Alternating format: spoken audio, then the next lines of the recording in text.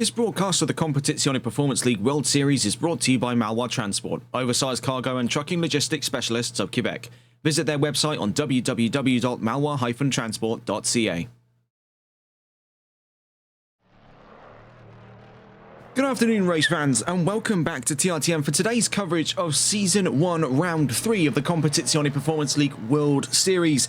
As always, I'm Regan Clark. You join us now on our trip away from the circuit Paul Ricard at Round 2, here into Round 3 of the Championship, with 2 rounds under our belt now, and a slightly relocated look of the calendar. It is March 28th, and it's our first visit then of the series to the Autodromo Internazionale Enzo e Dino Ferrari, otherwise going by Imola. Opened in 1953 and comprised of 19 turns and just over 3 miles of FIA Grade 1. It's the former home of the Emilia-Romagna and San Marino Grand Prix. Within the absence of Formula 1 after the 2025 season, it now finds itself as Italy's central hub for endurance racing, seeing racing from both the FIA World Endurance Championship with the 6 hours of Imola and the European Le Mans Series' 4 hours of Imola, both of which having ran since the early 2010s. Otherwise, it sees racing from the Lamborghini Super Trofeo Europe Series and has done so since 2017. Today, though, it's the home of Round 3 of the Championship here in the Competizione Performance League World Series. On board on the moment here with the new number 95. This is Clemens Young behind the wheel of the Ford Mustang. As we take a look where we've come so far in the series after the 3x40 in Silverstone at Round 1 and the single 120-minute race at Paul Ricard last round, we find ourselves with the current scope of things. Still 3 wins in the pro category for Zalan Such, and then a single win so far and his maiden this season for Christian Lebay in Paul Ricard. And then we see in the AM category, Richard Cecil continues his hot streak after 2 wins in Silverstone to another win in Paul Ricard. Sergio Belda picking up the only other available AM category win so far this season.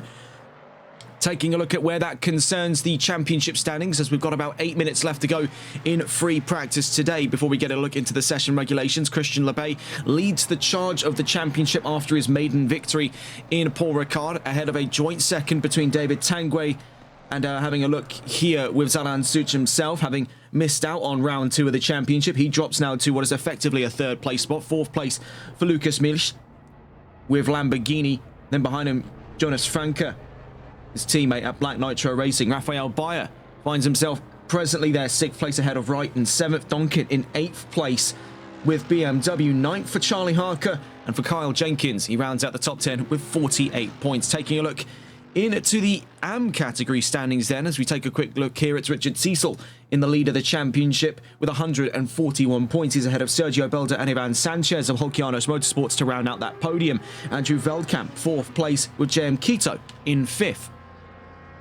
Stephen Black in 6th place with Tom Barlow 7th, though it's worth noting that he's now registered as a DSQ in this championship, so now is the time for the cars behind him, Dupois, Pryor and Pereira, to the back of that top 10.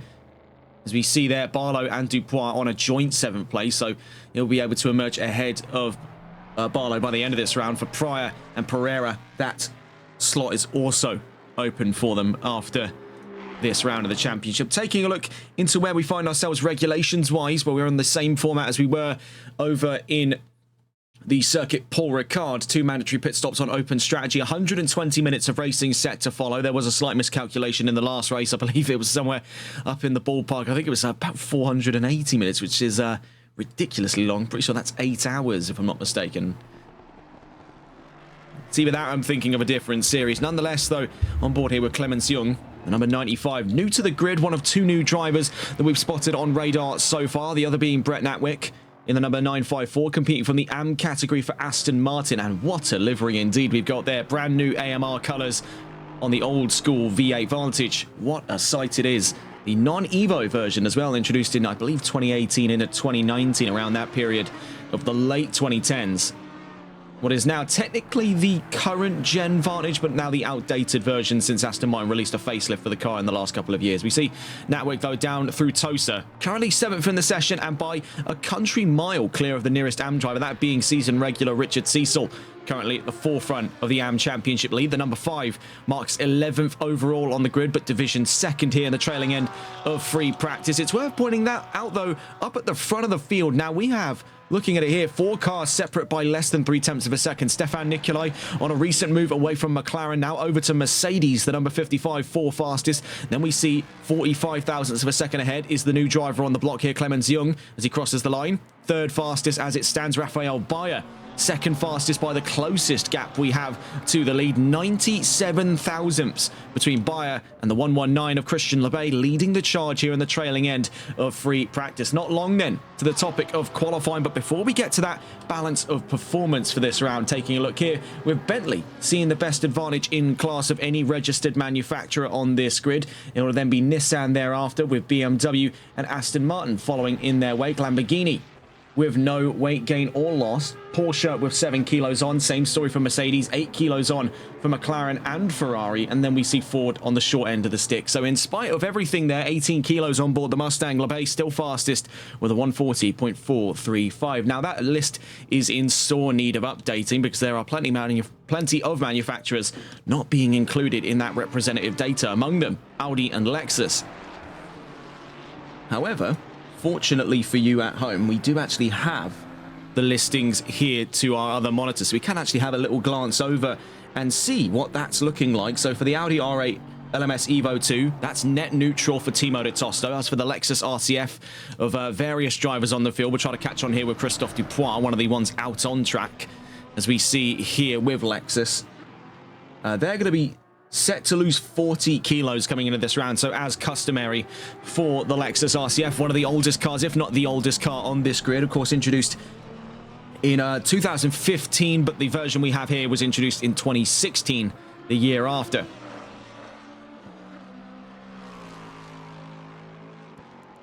So having a look at the rankings of things then, your top 3 in the trailing end of free practice for the pro category, Lebay, Bayer and Young, and then we have for the AMS is Natwick, Cecil and Joey Fisher in the number 59 there. A little bit of bother for him as he makes his way out through Ravazzi. He's only 27 thousandths up the road there from Sergio Belda with Hokianos Motorsports. He himself not too far up the road from his teammate JM Quito. Currently up north of some 20 cars on the grid. We also have a new driver to discuss here, the number 14, presently out on track at this time. Getting a look on board here, one of the new drivers for the AM category. This is Everaldo dos Santos in the number 14, making his way up through to Piratella. So all in all, by looks of it here, 3 new drivers to speak of on this grid, being dos Santos, Natwick and Young.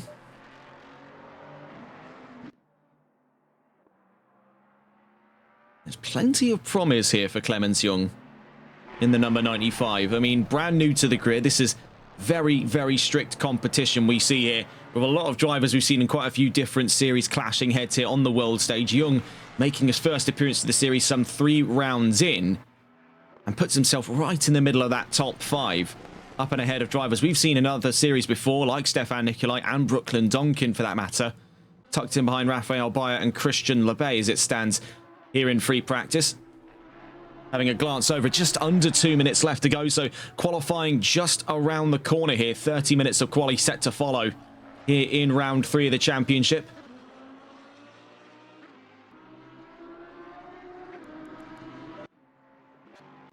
Having a glance around the track to see if we can go and catch on board with the driver just about to start their flying lap. I believe the 39 might be on our radars here, so Christophe Dupois with Lexus. Unfortunately, the graphics out of date there for Dupois. Nonetheless, a bit of a strange-looking Mercedes, if you ask me. Down towards the line, then. Down in towards turn 1 for the unofficial tour of the Autodromo Internazionale Enzo e Dino Ferrari. Starting things off then on the run out through turn 1 into turn 2 with the Variante Tambirello. Turns 2, 3 and 4.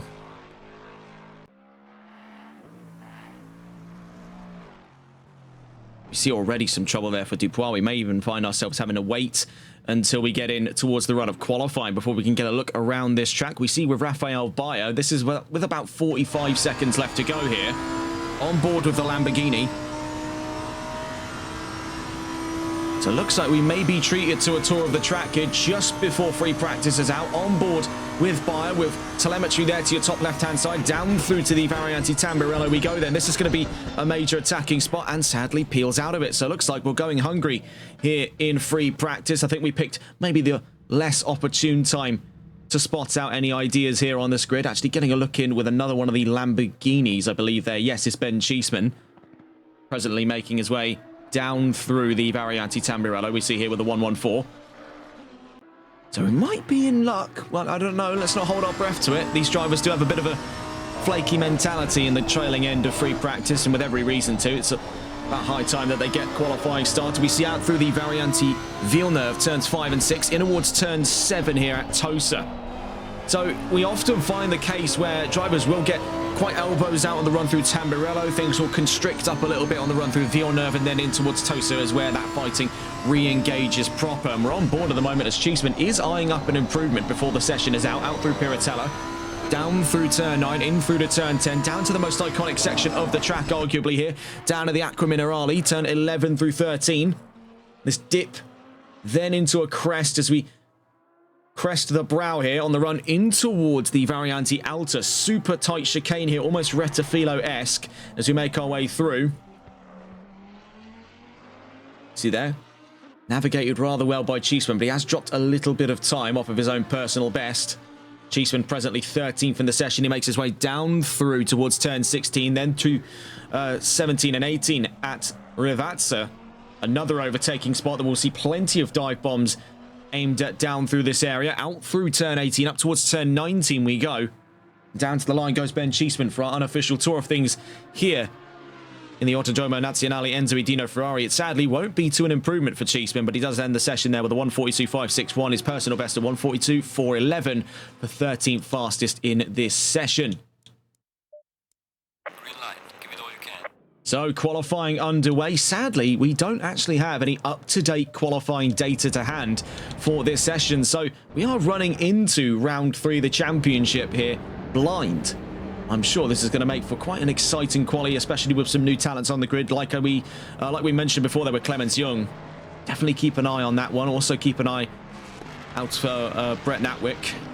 That one could be very interesting to see as well up in the championship standings. So on board with LeBay at the moment, leading that charge out through the Variante Tamburello.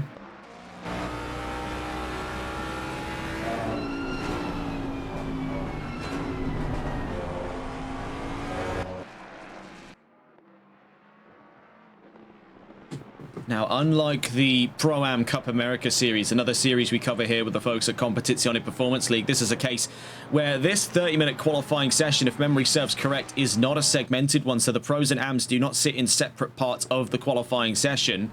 It is a case where they'll mix among one another on this track. As it stands, we see plenty of drivers already having made their way out, with a few still just making their way out of the pit lane as it stands. We're on board with Christian LeBay. He'll be our benchmark time then, as he's currently on his outlap on his run down towards the Variante Alta. Now for the Mustang, things to consider. Yes, it is very confident over the curbs, but the ones here at Alta are considerably tough if you take them the wrong way. It's almost a dip there in between, and there's almost a striker curb in the middle that'll catch the front end of the suspension or kick the car up into the air. So they have to be careful not to try and fly too close to the sun here on these curbs. Moreover, for the Mustang, when it comes to close quarters fighting, they do have to, on a track like this, consider their size. Now, this is something that normally is reserved for tracks like Brands Hatch and Zolder, but you will be surprised to see how tight things get when we go side by side and racing after qualifying today. We'll see that point in progress. Down through then towards the Variante Tamburello as he starts his flying lap. We're on board with the number 119 and the newfound championship leader after round 2 of the pro category in this championship, on board with Christian LeBay.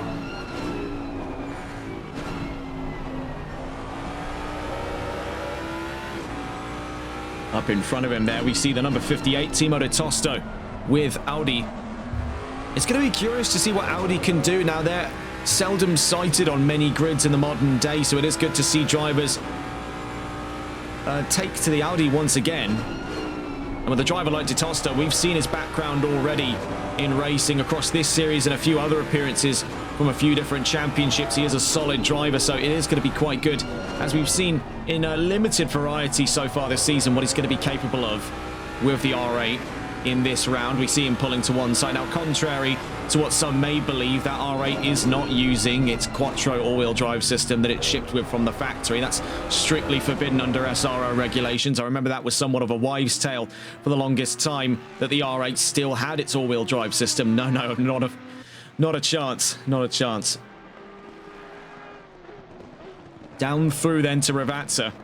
Still on board with LeBay, and it's looking to be a fairly strong time. Now, sadly, telemetry is not giving us anything showing the lap. Still shows that it's actually on an extended outlap, as you can see there. This is certainly not a lap time that it's took him nearly 21 minutes. Down to the line goes LeBay for the benchmark time. It's a 1:41.182. So as we pull up the timing charts then to see to the line, the next time's rolling in, and it comes from Stefan Nicolai, then from Carl Martel. And we see Nicolai already within a second of that fastest time. Joey Fisher, the first AM driver across the line, number 59, now down to 6th as we see the introduction there of Brooklyn Donkin and Wright. We also see the introduction as well of David Tangway to 5th, as that pushes Martel down to 6th. That's now 7th for the introduction of Jonas Franke.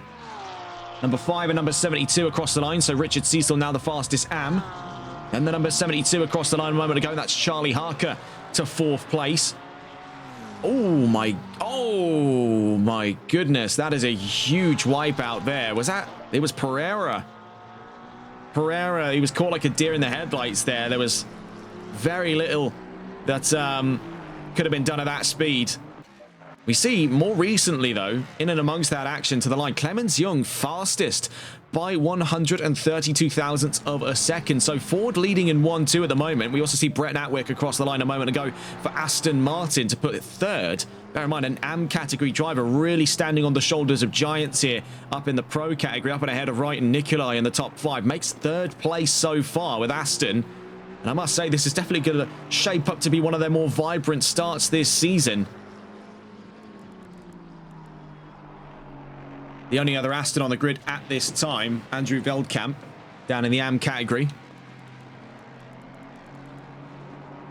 Number 91 and number 119 coming to the line. So we saw the 91 a moment ago was Ivan Sanchez. We see LeBay across the line. Couldn't usurp the fastest time, but it has made sizable improvement there within a 10th of a second of Clemens Young. Stefan Nicolai now 3rd fastest. We see from behind there is the 999 of Carl Martel.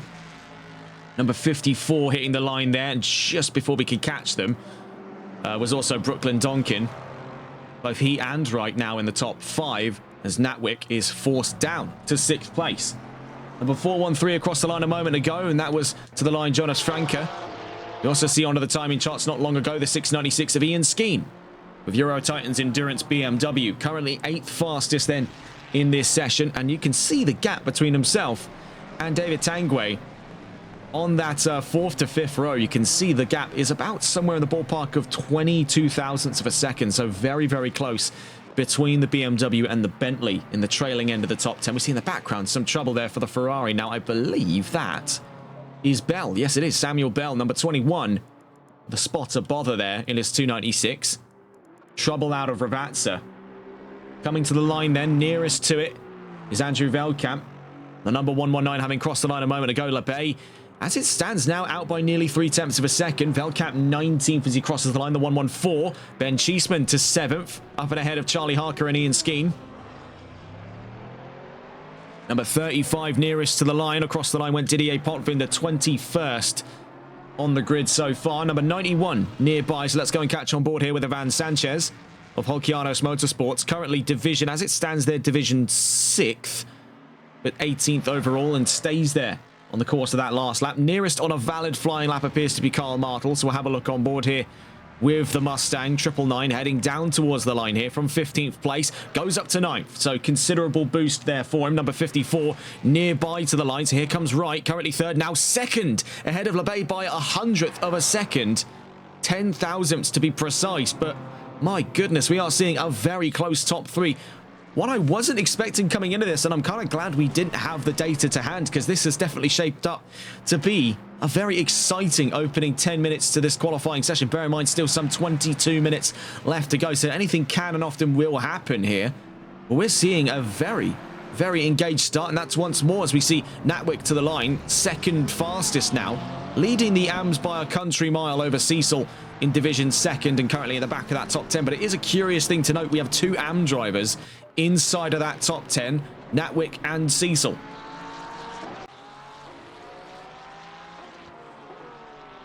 Across the line a moment ago went the 65.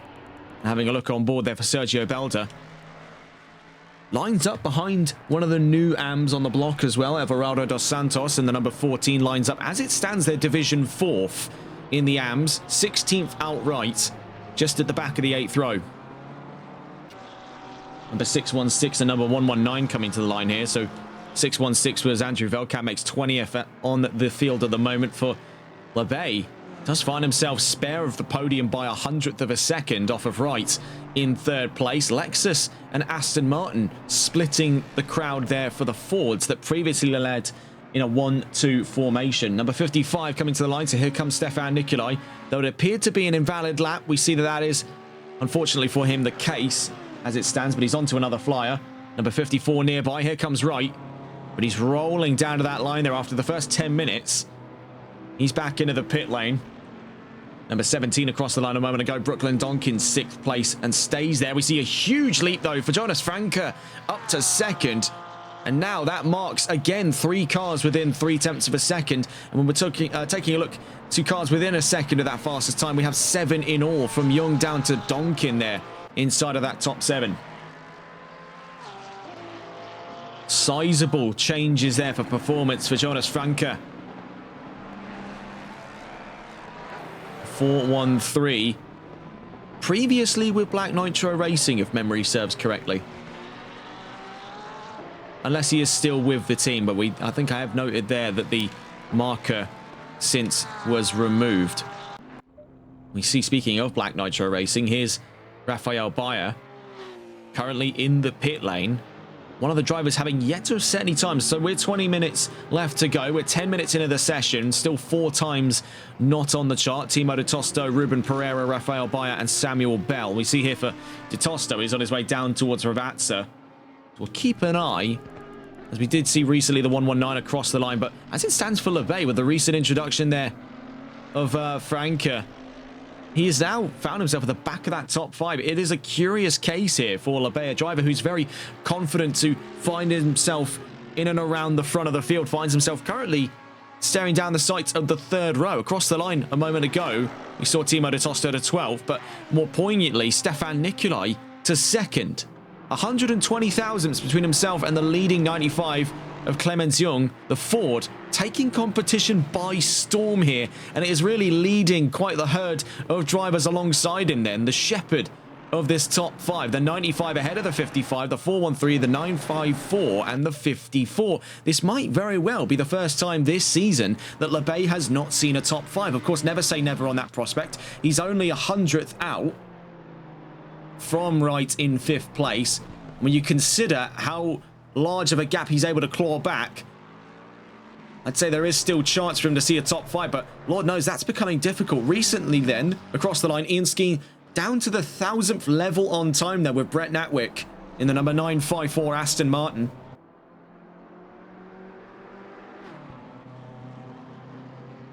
Now this is a very curious, Brent, sorry, not Brett. So our sincerest apologies there, Brent Natwick, my mistake there. I think that was a typo on our script, but we see here for the new 954 on the block. He's actually been displaced there because LeBay's back to the top 5 in that last lap. Goes up and ahead of him, but only by a meager 22 thousandths. And that's between what is effectively a joint 5th place between Natwick and Skeen as it stands. We'll see though, because Brent Natwick is on his way down through to Ravazza. Wishful winning, saying you have a script, the race is scripted. No, I have a script for sort of key drivers to keep an eye out for, and I think I just misspelt Mr. Natwick's first name, so our sincerest apologies there, but you know, at least we got it right in the end, and that's what counts. We see here for Natwick, he is still confidently as a part of that top 5 He does have to keep an eye there on Skeen, because all he needs to find is a single thousandth. We see here with Ian Skeen, actually, on the exit of Ravatsa. On our way... Oh, my goodness. On the exit there of Ravatsa, out through turn 18, and there pirouettes in after catching the grass. Keeps the brakes held there, and that allows for the number 14. And this is Everaldo dos Santos in the number 14. From 19th on the field, across the line he goes and stays there. That still finds him, by the way, it stands at the moment there, Division 6th, so it appears, for the AM category. It's worth pointing out, Stefan Nikolai has just recently just displaced Clemens Jung from the fastest time. So Clemens Jung now second fastest, Stefan Nikolai fastest on his move to Mercedes AMG. So we are seeing a razor-thin top 5 as it stands in 325 thousandths of a second, and really you could rope in Ian Skeen as part of that top 5. He is level by the thousandth to that of Brent Natwick in the 954 Aston. He's on his way down through to Ravatsa. We could be seeing some sizable improvements around the corner here for the 95 and the 55. Jung to the line, stays second. Nikolai to the line, stays in the lead. No improvement over his personal best. 954 nearest. Here comes Natwick to the line. Aston Martin across, and they stay where they are. Not a single thousandth over. It appeared they were invalidated in that last lap. Number 72 nearby to the line, so we'll go and catch on board here with Charlie Harker. Ford currently 10th place then. Couldn't find anything in that last lap. Number 35 appears invalid, so we'll go and skip on board with the number 198. As it stands then, trying to catch with Matthias Gonalons on his way to the line from 12th on the field, stays 12th. He's only 32 thousandths off of Richard Cecil in 11th place on this grid, as we're getting in towards the halfway mark of qualifying. Number 14 nearby to the line. Number 14 there, that was Everaldo dos Santos, up to 15th place, and now splits himself away from the large sort of wad there of AM drivers towards the back of the top 20. He now makes his way into the top 15. So that's, by the looks of it here, 3 AM drivers inside of the top 15, being Natwick, Cecil, and Dos Santos. 888 nearest to the line. And it appears then for a valid flying lap, we'll be catching on board once again with Christian Lebay, making his way to the line. 303 thousandths for the fastest. Couldn't find a single thousandth over on an improvement there. So stays in a reluctant P4. He's still denied access to that front row as it stands then, as it seems to be going down to the wire between these two. Stefan Nikolai and Clemens Jung, speaking of, we're on board here with the 95. Down to the line, here comes Jung. 33 thousandths to clear, makes 47 thousandths over, and back up to pole. So this is truly quite a unique spectacle we see here. It's 3 abreast on the run down through to the Varianti Tamburello. Oh, that was Brooklyn Donkin facing the wrong way on track there. So number 17 had a bit of a tumble down through turns 2, 3, and 4. Found himself facing the wrong way. He's back into the pit lane. Donkin presently then 8th on the field. Nearest to the line, having a look here, is the 35 having a gander. So that would be on board with Didier Potvin. You see down towards the line there with BMW. From 22nd, stays there across the line. Nearest to it on a valid flying lap is going to be the 30 of David Tangro with Bentley. Having a glance in then with the Continental on its way down through. So bear in mind, to get up and ahead and back into the top 15 with Dos Santos' time ahead, he needs to find an improvement by about 37 thousandths of a second. He only needs to find 40 thousandths of a second if he wants to get up on Karl Martel in 14th place. So down to the line he goes, and it's a huge leap up to the top 5. Oh my goodness, he went all the way off the charts there as we saw him across the line. Into the top 5 goes David Tangre, much to the chagrin then of both Brent Natwick and Ian Skeen. They're forced down to 6th and 7th. As it stands as well, we see a shift there for Lebay, now up and ahead of Franke into the 3rd place spot.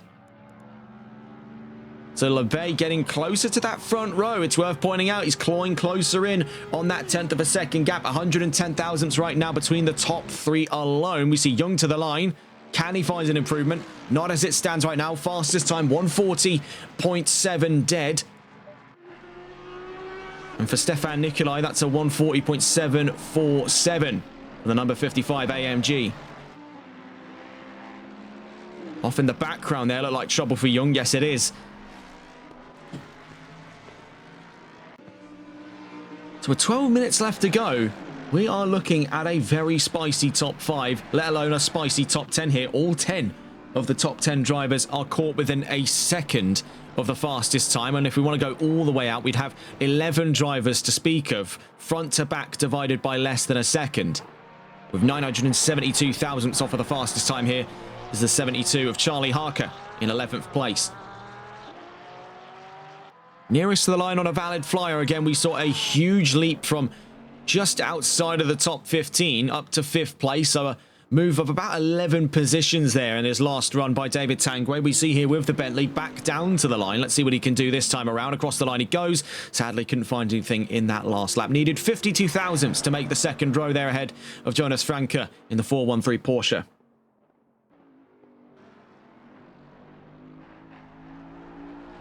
Speaking of the 413, it just crossed the line a moment ago, so Franke back onto a flying lap with his Porsche at this time. From behind him was Charlie Harker in the 72 Mustang. Nearest to the line appears to be, looking at it here, the 55, and I believe also the 59 that was. No, 58. Timo De Tosto was across the line a moment ago. And De Tosto 14th in the session then, so the 55 across the line. Stefan Nicolai stays 47 thousandths off at that fastest time by Clemens Young. 54 nearest to the line, so here comes Wright with Lexus from 8th, stays there. Still tucked in behind that joint 6th between Natwick and Skeen. And they've yet to break ground here on finding even more than a thousandth away from one another. They're caught in a bit of a stalemate here with 10.5 minutes left to go in qualifying. We see with LeBay down to the line, so he currently appears to be on an invalid lap. His icon appeared blue before he hit the checkered line. So this is onto a flying lap now for the 119 Mustang. 110 thousandths to clear for pole position. Now, this is a gap more than manageable for LeBay. We've seen that to be a case. He's an experienced driver for qualifying sessions, normally quite a dominant figure in quali. So it does come up as quite a curious case here to not see him, especially in this series as well, where he's been a routine challenger on the podium, to see him only just make his way to the podium now in the trailing end of this quali session. But much like the Juggernaut, it's sort of a case where once he's in motion, it's very, very hard to get him to slow down. So it's a case here for LeBay. Now that he's up into 3rd, is it likely we'll be seeing that procession up to 2nd by the end of this session? He's got about 10 minutes here to play with, so just shy of about 6 or so laps if he is to stay flat out from here on out and no brakes, no back into the pits whatsoever. That's about 6 or so laps for him before the end of this session, so he's going to need to have hoped that he's fueled up for 6 laps if he wants to use the most amount of time at his disposal. We'll catch on with him in a little bit. Nearest to the line, the number 5, so here comes Richard Cecil with Porsche. Previously categorized as pro, you'll note there that the graphics are not 100% accurate. And that's because they're still from the first round of the championships pre-run. And that was before we had to can that off in Silverstone after connection troubles for the PlayStation Network server. So some of that is still in need of an update over the course of this season, but that's an internal issue. I wouldn't concern yourself with that. As it stands then, looking inside of what is a razor-thin top 5, we see it's 47 thousandths up front between the leading pair. Then you want to look locally down towards 2nd to 3rd. Now we're talking a gap of having a glance there, 63 thousandths between the pair, between Nicolai and LeBay. And then we see from LeBay to Franke is 190 thousandths. And then we see from Franke to Wright is a scope of 20 thousandths. Then it's 32 thousandths between Wright and Tangway. I mean, you bleed out of the top 5 there, and we're still within close gaps, because then it's, as it stands there, 20 thousandths between Tangway and Natwick, and that's dead on level with Skeen as it stands there. That's no thousandths between either of them. We'd be into the tens of thousandths if we want to get more specific there, but we don't have the timing equipment to facilitate such, so it's donking away from them by 108 thousandths. So it's still so close. And I think that having it in relative to the fastest time doesn't do it justice, because you look at how close these drivers are to one another, and this is arguably the closest top 10 I think we've seen all season. And we're still quite early doors, of course, because of those delays that we had to getting round 2 underway. We do find ourselves on a bit of a buffer zone here into round 3 of the championship on March 28th. And then, of course, we still plenty of the championship left to go. Some 7 or so rounds to follow. And we still get to see 2 more 3x40 races. That'll be in Barcelona on round 7 and the Hungaroring on round 9. That'll be April 25th and May 9th, with the championship wrapping up on May 16th. You see for Franco, a little bit of bother for him there at Piratella. That's what's forced him to secede there back to the pit lane. 119 coming to the line here. As it stood in that last lap, nothing yet found up to second for LeBay. It's a case here to consider when we take a look back to the BOP listings. Mercedes find themselves with less weight on board. Now, albeit they are still gaining weight. So having a look there, just hiding behind the number 5 Porsche on the center of your screens is the number 55 AMG, presently second in this session. That's Stefan Nicolai. It's worth pointing out, Mercedes, yes, they are gaining weight, but they're spared of about 11 extra kilos, which is what the Fords are dealing with. That's either side of him for Young and LeBay in that podium. And again, this actually brings us on to a topic that we discussed yesterday after a viewer in chat asked us about this over the course of our broadcast for MSC. It's sort of what is the opinion on the penalties against Ford for both engine limiters over on the LFM balance of performance scripts, and then also for pitskill.io having considerable amounts of weight. I don't think it's necessarily doing enough for the Ford, but again, it's a balancing concern, and it's the fact that when this car did drop, it is ridiculously overpowered. We do see in the right hands as well, they can shrug off very heavy ballast increases to the car, completely brush it off and just keep on rolling. It's an adapt or die situation, and I think that was the idea for the Fords. It was a case where they were going to get handicapped pretty hard to the point where really only your top 10 to 5% of drivers were going to stick it out and stay with the Ford instead of transferring to a different manufacturer. And you can see such as the case here for drivers like Young and LeBay. They've firmed it through here. Young clearly knew what he was doing when he was picking the Ford coming into this championship. This is not a fool's errand to pick this car. You know what you're going up against if you've been in even more than one championship with BOP in place, which is now almost industry standard here on console. It's a case where these two drivers know what they're up against, and they're working very elegantly against the detriments they're having to deal with. 18 kilos doesn't seem like a lot when you consider these cars weigh, upwards in the ballpark of 1.1, 1.2 tons. That's 1,100 or 1,200 kilos. But it can make a difference when we're coming down to margins like this, thousandths of a second in difference over the course of a lap time.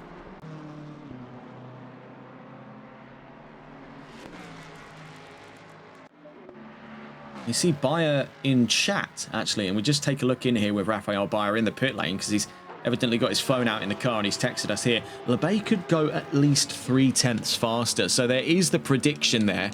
LeBay might very well be either holding out on us for the top end of what he can do with that Ford. As we see recently across the line, into the top 5 goes Ian Skeeter, finally breaking away from his stalemate with Brent Natwick.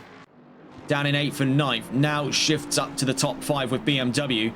So as it stands there, we do have the scope of 4 different manufacturers in that top 5, Mercedes, Ford, BMW and Porsche.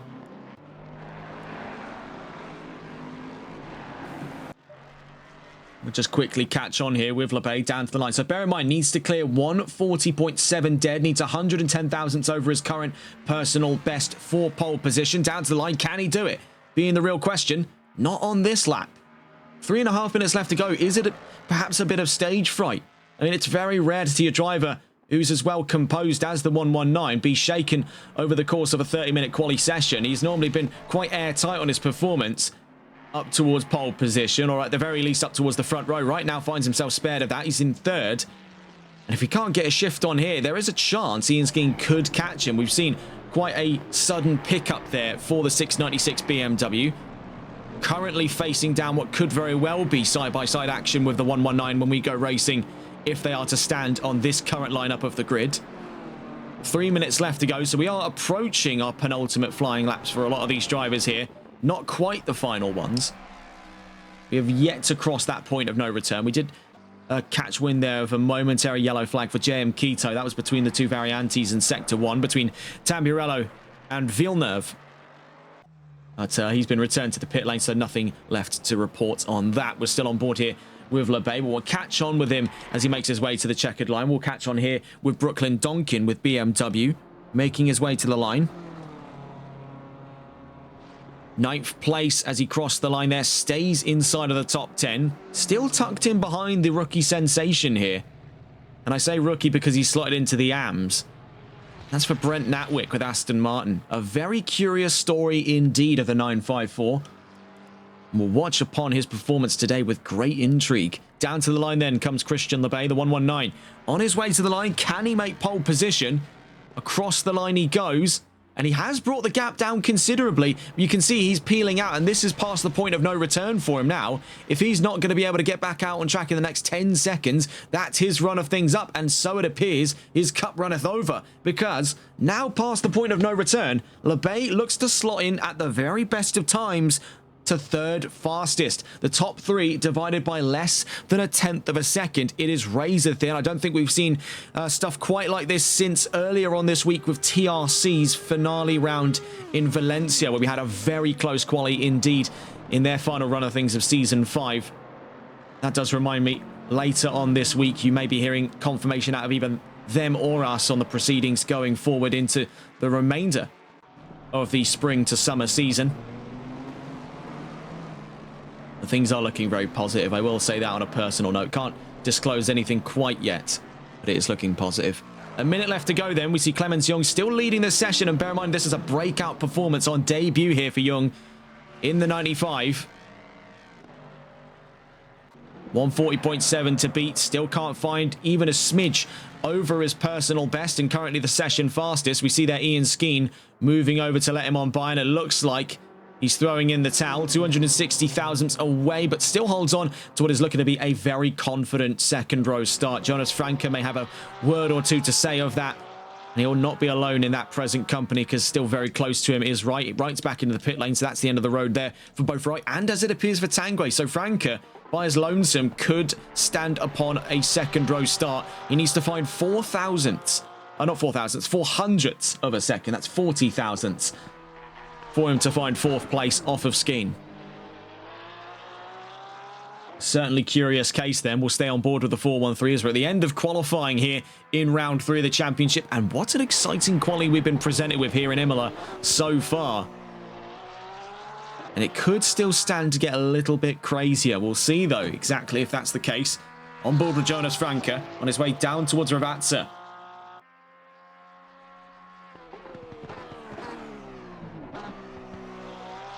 We heard the engine almost bogged down a little bit there. Like it was almost stalling out under gear. Down through Ravazza, coming into the... Oh, hang on a moment. He thought about it. I think he's going to make his way to the checkered flag instead at the end of this session. Franke finishes things off in 5th place. Meanwhile, Young's back in. Couldn't find a personal improvement in that last run. So we'll hold on by looks of things to that pole position spot. And what a breakout performance it's been then for the 95. We'll come to see though if there are any changes coming up around the corner. Nearest to the line then is Joey Fisher on his way through Ravazza. As it stands then, he lines up division 5th, but that could be moving up ahead of JM Quito. Now we'll come to see if that is the case. He does need quite a considerable leap in performance here for him to put himself up through 18th place. Down to the line goes Joey Fisher at the end of qualifying then. Across the line, he goes from 19th and stays 19th for the end of this session. So it's Clemens Young on pole position here in round 3 of the championship of the Competizione Performance League World Series, powered by Malwar Transport and live exclusively on TRTN. What a surprising turnout then we've had from that top 5. Super thin performance there. 3/10 between the top 5 in all. Young, Nikolai, Lebay, Skeen and Franke. As it stands then, 4 manufacturers inside of that top 5. Looking out towards the top 10, we get a few more manufacturers into the fray there with Lexus, Bentley, Aston Martin and BMW, as well as Lamborghini. Oh, sorry, BMW was already in that equation, so it would just be Lamborghini. So then, before we get on to the scope of the grid, one article of news hot off the plate then for Formula 1. Andrea Kimi Antonelli on pole for the Japanese Grand Prix in Suzuka. It has been a very controversial running of things for Formula One in recent days. Over the course of the free practice and now the just gone qualifying session for the Japanese Grand Prix, plenty of complaints through from drivers, among them Charles Leclerc, venting great frustration about the car and about the 2026 regulations. It really does seem to be the case, mirroring some of the points that we've been making over the last couple of months when prompted on discussion about these regs. It is a case where even the drivers themselves are starting to agree that these cars just not working out the way that they were designed to. It's a case where they're having to fight the car a lot more to get less out. But that's a topic for a completely different day. I could go on all night about this, but we still have a broadcast coming up after this one today. That being the second round of the Race Club UK Shooting Stars Cup. Will be going live at around 8:20 Greenwich Mean Time. The last time we'll be using GMT until October this year as we go into British summertime after tonight.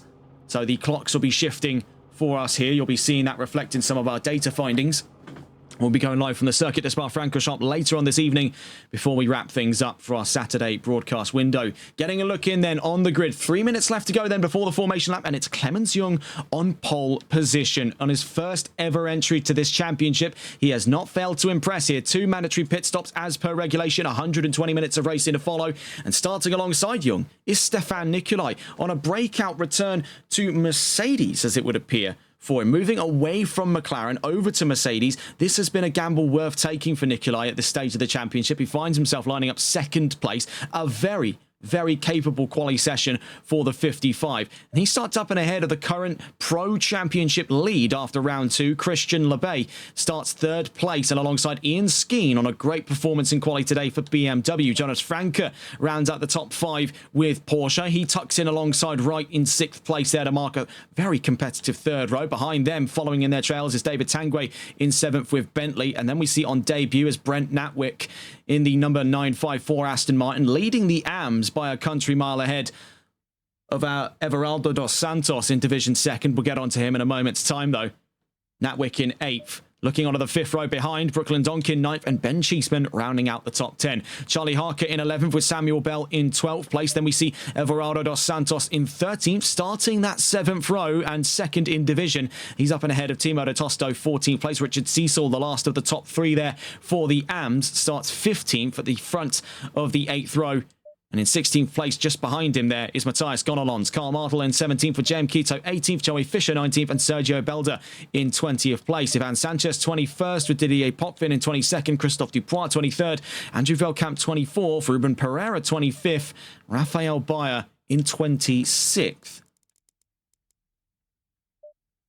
So we'll leave you on board with Clemens Young. He'll be taking us away over the course of the formation lap, and as we get on to that formation lap, we'll be back with you in just a moment's time, so you'll get to listen to the wonderful sounds then of that 5.4 litre naturally aspirated V8 engine as it pulls away. And it's really a symphony on 8 cylinders up on that top 3, because alongside those 2 5.4s from first and third, we have a 6.3 litre naturally aspirated V8 from the Mercedes SLS platform, and that made its way into the newer AMG GT3. Now that's set to change, as we do have possibly some news to come up, maybe even as early as later on today, regarding Mercedes' replacement to the coveted AMG GT3. More on that later. We'll leave you on board with Young to take us away on the formation lap.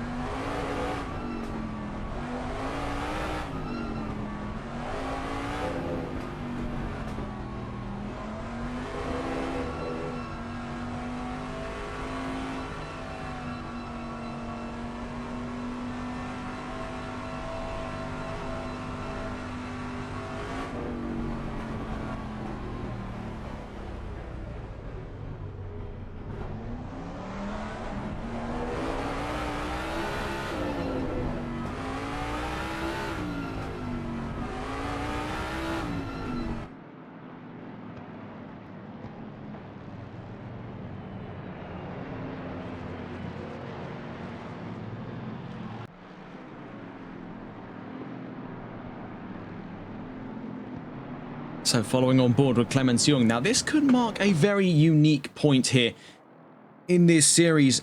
As we've seen over the course of the previous wins, it's normally been two drivers that we've spotted in times before across both categories to have taken race wins over the course of this season. Zalan Sucher we saw first over the course of the Triple Crown Enduro.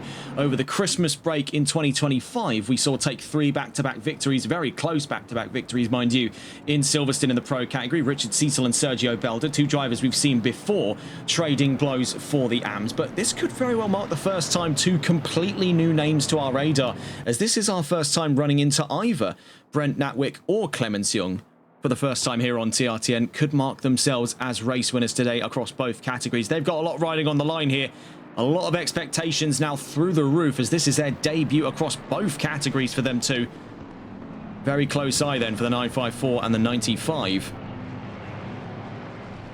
Not long then from the start of this race. Now, just to quickly refresh you on the session regulations, just quickly, we see here it is 2 mandatory pit stops and 120 minutes of racing to follow here in Imola. 2 hours in all. Open strategy as well, so the drivers really can pick and choose with what they choose to do and experiment with those strategies. We got to see some of that in it was Paul Ricard in the last round as well. That was curious to see back in round 2, but it looks like dry and bright conditions here in Imola on our way down towards the line on the exit of Ravazza, down through to turn 19. 2 hours of racing to follow here at round 3 of the Competizione Performance League World Series, powered by Malwa Transport and live exclusively on TRTN. We roll down towards the line then. 26 cars in all, 13 on either side, none from the pit lane as we roll down towards the line. A very long run of things here on the run through turn 1. I think we start actually just as we crest through turn 1 here. At the former home of the Emilia-Romagna and San Marino Grand Prix, we find ourselves here for round 3, the second 2-hour race of the season. Down to the line we go with Jung and Nikolai from the front row here in Imola. Without further ado, we're green and racing here in Emilia-Romagna. A fantastic start then from Clemens Jung to break away from Stefan Nikolai. As we see with Christian LeVay, he's swamped in by imminent arrival there by Jonas Franke and Ian Skeen. The 3, actually by looks of it, there was 3 abreast for but a moment. We see in the background though, turned around goes Nikolai. Nikolai turned around on the race start. Get a look at this down through Tamburello as we go to catch on board with some of the other drivers there. And it's a horrific start, as we've seen from the front row. Watching there, the 55, I believe it was the 119, yeah, crested up over the curbs. I'm not sure where he was trying to go there, whether or not he was given any space to do so, if this was a bit of a blind send, as he was swamped in on the race start. We're on board here with Christian LeBay now as he falls to the back of the top 5. David Tanguay and Jonas Franke and Ian Skeen up in front. As it stands there, Clemens Jung breaks away to the lead. From behind, we see is Brent Natwick. As it would stand there, we see 6th place overall and leading in the AMS. Does look within a chance here of possibly challenging LeBay, but he's got, by the looks of it there, right to his left-hand side as we make our way in towards the Aqua Minerale. Up the inside, he tries to stay there away from Brooklyn Donkin. He drops him down in towards Charlie Harker. And if we can go and catch on board here with Harker, as you also saw from just briefly there, the 91, we see Harker alongside Donkin. Those two bump doors just a little bit there through the the Variante Alta on the exit of the Aqua Minerale. So we see very nearly 3 abreast with the arrival there of Wright. Parker presently then trying to lay in an offensive on Brooklyn Donkin, but bear in mind he's got the 54 parked on his rear left quarter as we head in through Ravazza for the first time, so he is swamped in for a possible fight of 8th place. Less than ideal exit of Ravazza does leave him open for a charge in the side draft there from the number 54 of Wright. Taking a look through the field as these two continue to make their way down through to turn 1. It is worth pointing out here the possibility of fighting between David Tanguay and Jonas Franke. Franke late on the brakes there in towards Tamburello, is forced to jump over the curbs, and around the outside goes Tanguay, very nearly to contact. We see following through is the 119 of LeBay on the exit of the Variante Tamburello. Will he see much resistance from his teammate? Unlikely there as he makes his way up past Tanguay into Villeneuve. And now back up into the podium. So a quick turnaround there for LeBay, but it has come at the cost of Stefan Nikolai. Taking a look with the Mercedes there as he's now 18th on the grid. There was some trouble in behind that forced a few drivers down a peg. We also saw that for Richard Cecil, big trouble for him as well as he was caught up in that opening scramble down through Tamburello. He's 23rd and alongside here Sergio Belda up to 22nd. Up in front, we see there fighting between Joey Fisher and Ben Cheeseman for 20th on the field. They make their way up through to Piratella, and that sorts itself out before we hit turn 9. Taking a look then back up towards the front of the field, we see on the exit of the Aqua Minerale, very close 4-car pack here we're seeing between, by looks of it there, LeBay, Tanguay, Franca and Natwick. So all in all there, 4 different manufacturers going head-to-head, Ford, Bentley, Porsche and Aston Martin.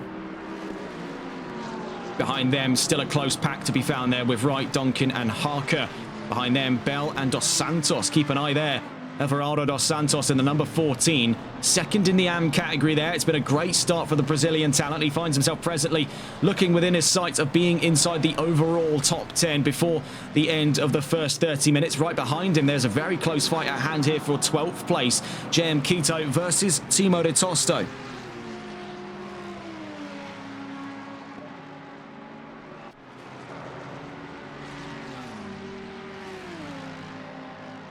You see with De Tosto trying his luck to go around the outside, but was cut off there. Just hanging on in the slipstream of the number 26 in front of him. Down through Tamburello they go. Let's go and catch back on board with some of the drivers up in that top 5 here with Jonas Franca staring upon the back of a double MRT entourage there on the second row with LeBay and Tanguay working together. He won't find any such camaraderie from Natwick behind him there. That Aston Martin's in a world of his own, fighting for a chance to be within the top 5. He's already standing in the shoulders of giants here.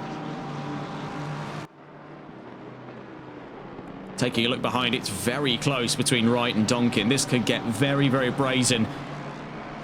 On their way down through to Aqua Minerale, it's contact there. Donkin nicked from behind and it clashes with Harker. Sends him careening to the wall. A huge hit down towards the Aqua Minerale. Get a look at this on the replays here. So we saw how this all started. It's a domino effect in motion. 54 just taps there, the back end of the 17. The 17 comes back around. He's a passenger once he's hit the grass. Clips the back end of the 72. Sends Harker screaming to the wall there. We see with the critically damaged Mustang now dropping in behind a previous fight we were watching there between Quito and De Tosto. Taking a look in here inside of that top 5 as things have definitely shifted in the world behind them. We see the sole survivor of it all then, the one that instigated this incident, the number 54 of Wright.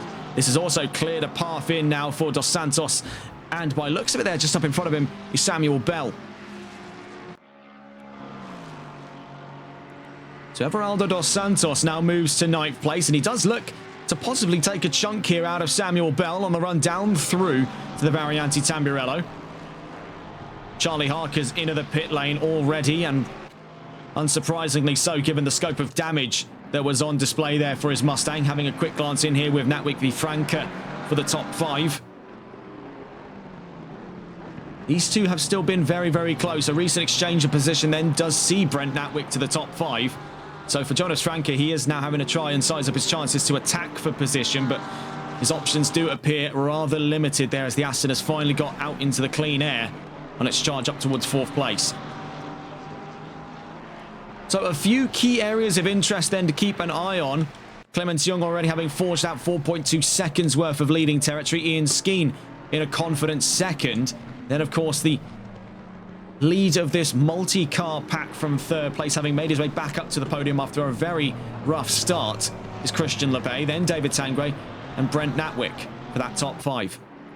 So Natwick one to keep an eye on. Same for Dos Santos as he continues to fight with Samuel Bell up in front. Also a fight to consider here. Stefan Nicolai on a revenge drive against a wounded Brooklyn Donkin who's been knocked down quite a fair distance after his incident there from behind, being hit by the 54 on the run to Aqua Minerale.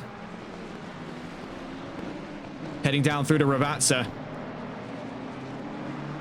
And this is not the start that Nicolai wanted. Not by a long shot there. Taken out at the first hurdle. Nothing he could have done in that situation. Held on to the racing line and was taken out on the run through the Variante Tamburello. We do see in the background behind another fight that we were just about to pitch in with there. And that is, as it stands, Ivan Sanchez versus Ben Cheeseman. Now, Sanchez having recently moved up to 17th, as we now see the results update. Cheeseman firm on the counter-attack, but he has got company there from behind. Holkianos trying to sort of swing in here on that 114, sweep in and take positions. We see from behind here Sergio Belda. It's worth pointing out here that the gaps are starting to grow at an exponential rate between Tanguay and LeBay, but the same cannot be commented on here for Brent Natwick to David Tanguay. So this is a very curious sign here. There's Aston Martin has really hit the ground running. These all three of these, actually, these new entries being Young, Natwick, and Dos Santos, are all carving their way through the field like a hot knife through butter. And it has been remarkable to see what they've been able to do in what is coming up on now, just some 10 minutes into this race. We'll keep an ear to the ground on any future updates there. Taking a look just briefly here with the race leader, Clemens Young. Getting a glance in here with a possible fight. This is for 21st, Joey Fisher and Ruben Pereira. The exit of the Aqua Minerale, that fizzles out on the run towards the Variante Alta. We do see here with Bell having broke away a line off of Dos Santos. Now some 2 seconds up the field from the number 14 as we make our way down through turn 19 in towards turn 1 on the start of lap 5. In that last lap, considerable leap in performance there, some full second ahead of Dos Santos in the last lap alone. Having a look in here with Tanguay, it's a unique point of view for the Bentley. Caught between a rock and a hard place here. Tanguay's fourth, and that distance between himself and his teammate Christian LeBay up in front is starting to grow at a great rate of knots, and from behind is still the ever-present factor of that rapidly approaching Aston of Brent Natwick.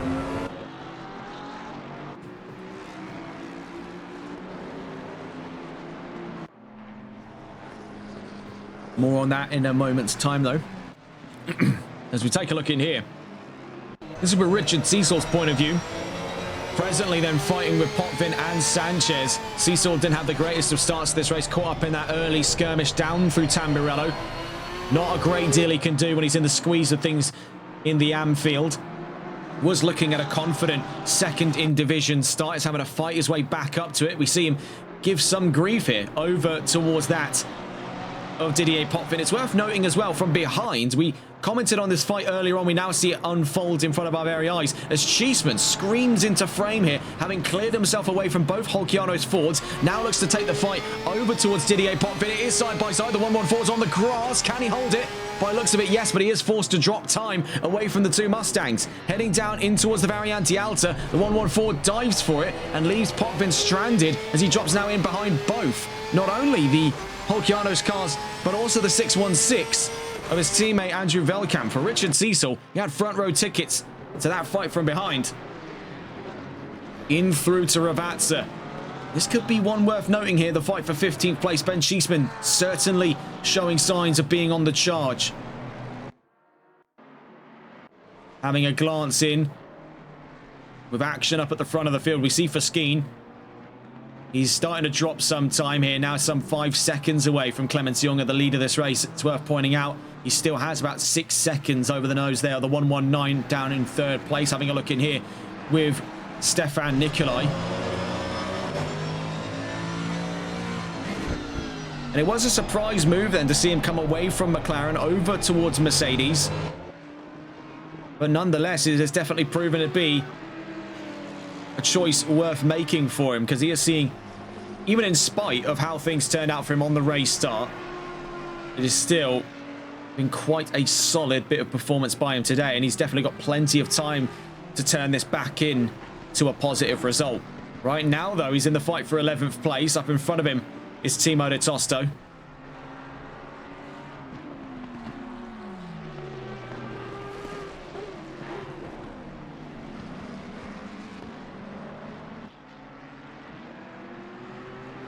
Looking here with Dos Santos, 9th place as it stands. JM Quito 10th. So you're looking here at 2nd and 3rd, as it would appear in division. Actually, speaking of here, we see the AM category. We see with Brent Natwick a bit of a bump there to the back end of Jonas Franke. This is the fight for 5th place we're seeing on our run in towards the Variante Tamburello. Bear in mind, the Porsche can be a lot more confident on the brakes. It's much, much later than the Aston, and we see Franke very much so aware of the limitations of his vehicle. We do see in front, trouble for Skeen, as we have the yellow flags out. Ian Skeen is in trouble down at Villeneuve. We see him rejoin there, just in behind that of David Tanguay. but now drops onto the nose here of both Franke and Natwick as he drops from second place. Now out of the podium, Labey up to second, Tanguay to third.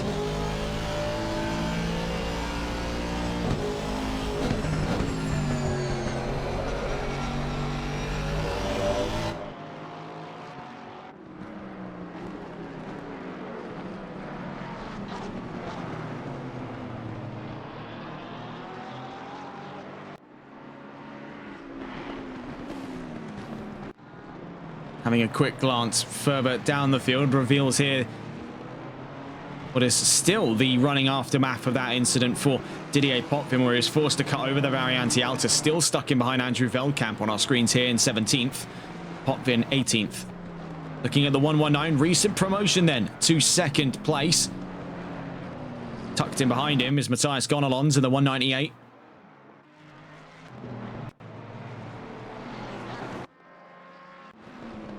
You see here what looks to very well be fighting for 10th place. This is from the defending point of view, on with JM Quito. Looking up the inside there, the 55 of Stefan Nicolai. So it's Mercedes and Ford side by side on the exit of Ravazza. On the run through to turn 19, they're forced to tuck in back behind the Mustang.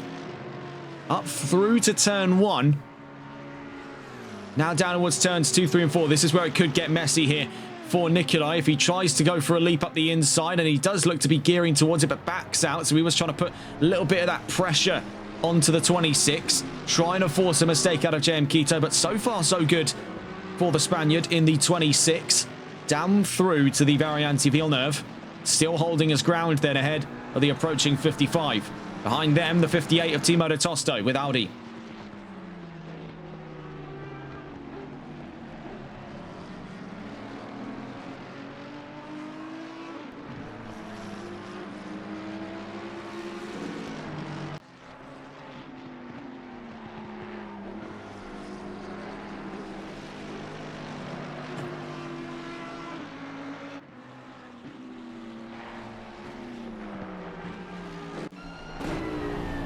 See far later on the brakes there down through Acqua Minerale. That's going to cost him as we crest the hill here, as he drops just a little bit more time, even despite being in the slipstream off of JM Quito. Down through the Variante Alta. On the run down towards Ravazza then. This could be the next overtaking spot, but he looks to be a little too far away to make any sizable ground. If it were to be a leap from this distance, it would be borderline suicidal to attempt. 26 knows this and is able to hold on to a confident racing line. Now some 0.5 of a second up and ahead. We see here for Charlie Harker, tucks in behind Ruben Pereira. Of course, was one of the very early casualties of this race, was caught up in that incident. Totally not his fault as well. If you take a look back through the replays here, this was from the incident pertaining to 3 cars in all, the 54 of Wright, the 17 of Donkin, and we see in the background there the 72 of Harker. We see that Donkin was hit by Wright. Donkin slides across. He's totally out of control past this point, and it slams through to the rear quarter of Harker, sends him into the wall. There was very, very little he could have done given that situation.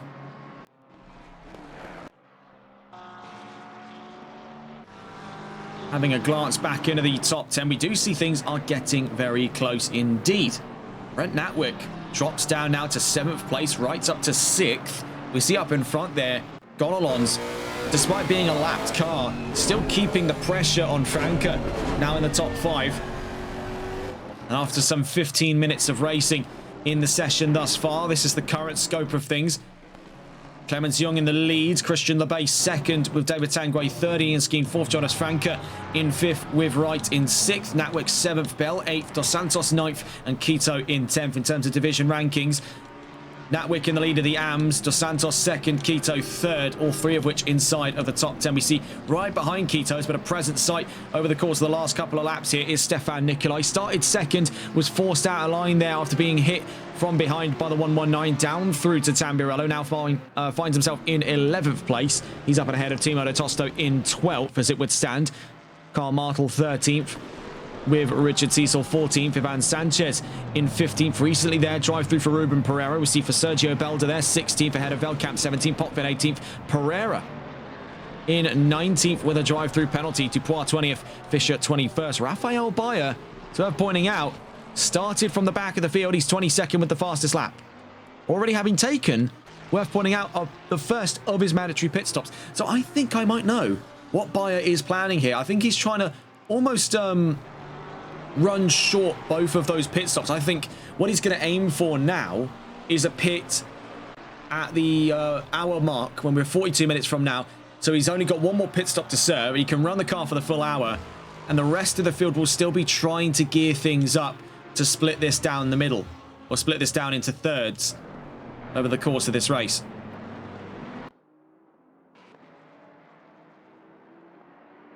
Seeing here with the top three, LeBay and Tanguay, still close to one another. Then on the wider scale of the top five, we see Skeen, even in spite of the incident that found him on the exit of Villeneuve, that dropped him down out of the second place spot. He's not lost his groove for it. He's got the momentum.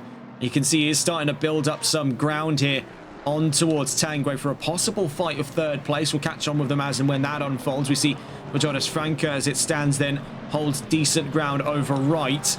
That could still change in terms of close by gaps. Still the elephant in the room then, Quito v Nikolai in that top 10. It's worth pointing out, we spoke about Skeen's gap. That's now dropped 0.2 of a second on record from 9 to 7. Rafael Bayer now up to 21st.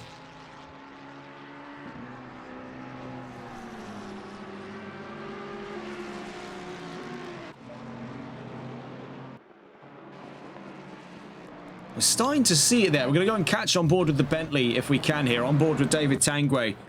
Taking a look in with that number 30. He does find himself quicker and quicker from behind there. The approach of Ian Skeen. We're looking now very much so at the fight of third place.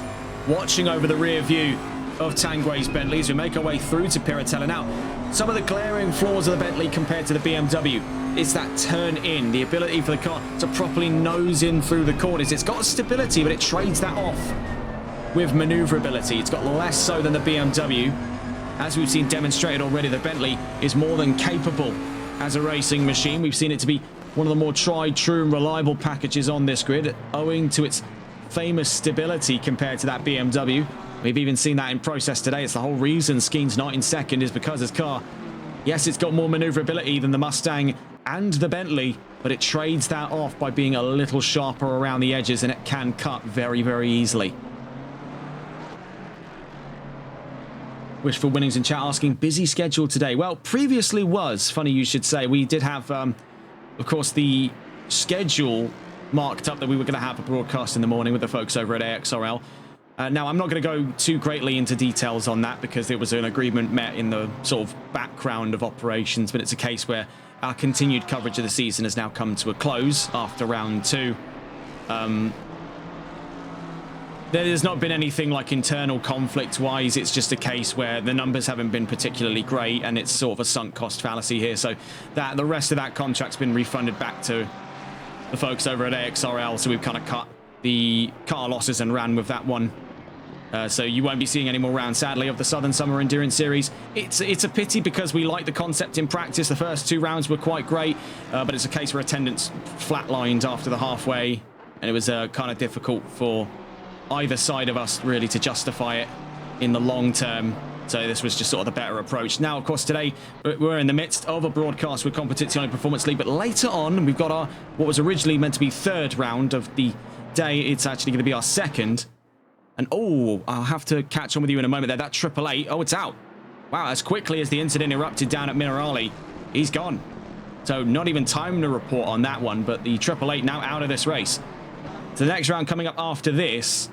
And again, another driver, as we say that, 72 this time, and I believe that is Harker. Yes, it is. Charlie Harker in trouble. He's back in the pit lane at the moment. Can we catch on here? This is with Charlie Harker.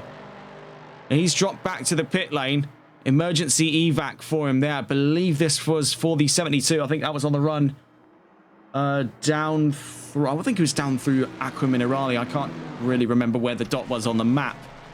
The 72's in, and it doesn't look likely that he'll be coming back out to play anytime soon.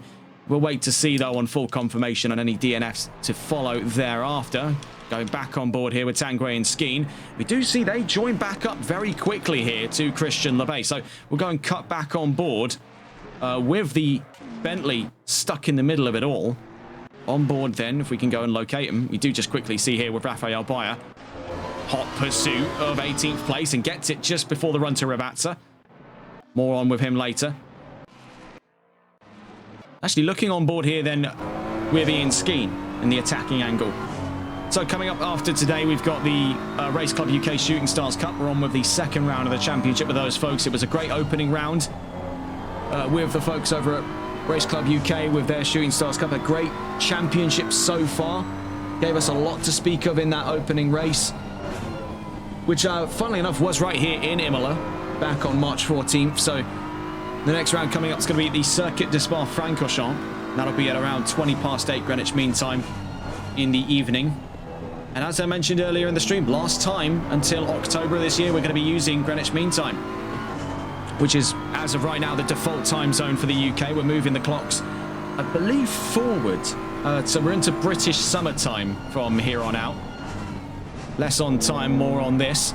Ian Skeen, very close at hand to a possible move here on David Tangray. This could get lively between these two not too long from now. Looking to catch on board with some of the other fights as well. We see Franca v Wright. Nearly having cut through a full half hour's worth of racing already, and we still have plenty to talk about in terms of these fights here. We see with the number 54 having a far greater run of things down the opening straight. It's the 413 that runs super deep on the brakes, and as it would appear there, loses out position. Jonas Franca loses one position, but with the approach from behind of Brent Natwick, could he lose out two in the same sector? Bear in mind, Matthias Gonalon's caught in the middle of them, down in 23rd. More on with them later on. Looking here with the Bentley.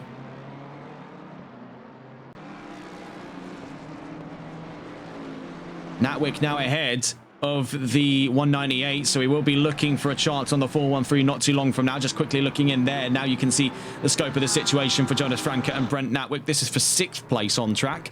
Looking back up ahead, this is for 3rd. Tangray versus Skeen on a run through Aqua Minerale.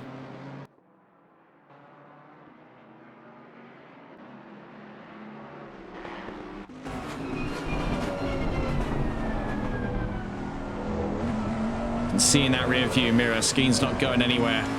He's still very much part of this pack. Had a little bit of a wobbly exit of Alta, and that's what's dropped him some 1.1 seconds there behind Tangray. Was within a second for the longest part of this lap, so we'll see if he can make up some of that lost time.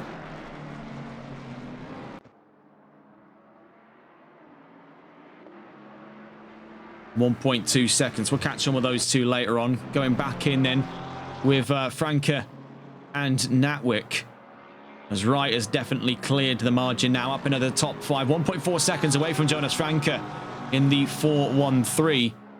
Now his focus will be directed to the 954 behind him.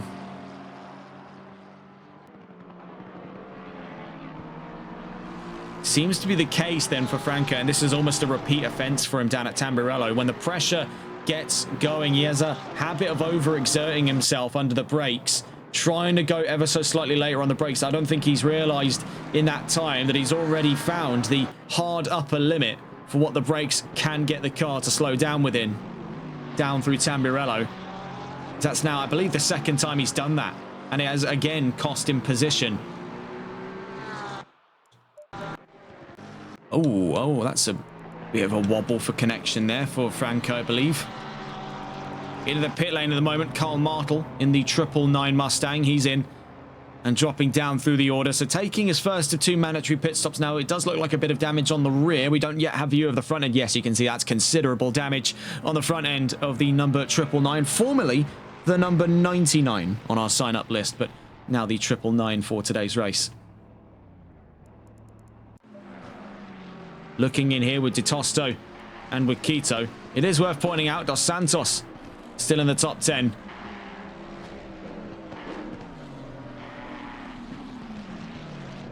As it stands then, I wouldn't say too far off a chance of challenging here Bell and Nikolai.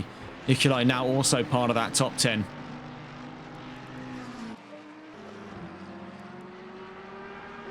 One of the closest gaps on track at the moment. 0.6 of a second in closing between De Tosto and Quito. Audi versus Ford. I mean, it's a very odd lineup. You don't get to see matchups like this often. Mostly because the Audi R8, for the greater part of 2025 and now 2026, is a car almost extinct on competitive grids. So, again, as we mentioned earlier in this live stream, it's great to see drivers come through and give this car the appreciation it deserves. And in the hands here of Timo Tosto, it seems more than capable of giving some grief over to Ford.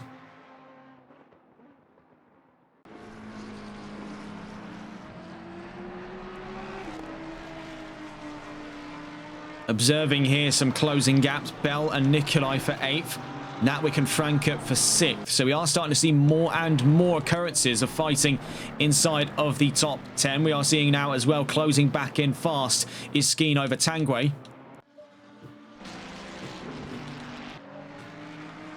We will sort of be buzzing between these 4 fights inside of that top 15 as we get in towards the half-hour mark, the first half-hour mark of this race. We're about a quarter of the way through, and we still have fighting to play with.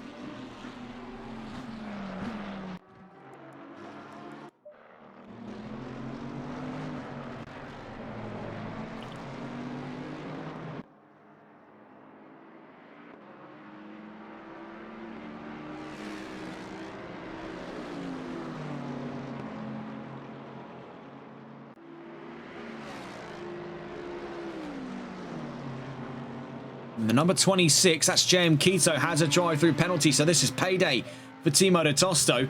Free position up for grabs for the number 58 Audi, currently 12th, soon to be 11th. We'll see what is the call here for JM Quito. Is he coming in? Yes, by the looks of it, yes, that is the case for the 26. Into the pits he goes to serve that drive-through penalty, gets things slowed down nice, neat and tidy, no trouble for him at this time. So going back on board with the fight up as it stands then for 3rd place, on with Ian Skeen, a driver who has seen many different manufacturers in his time.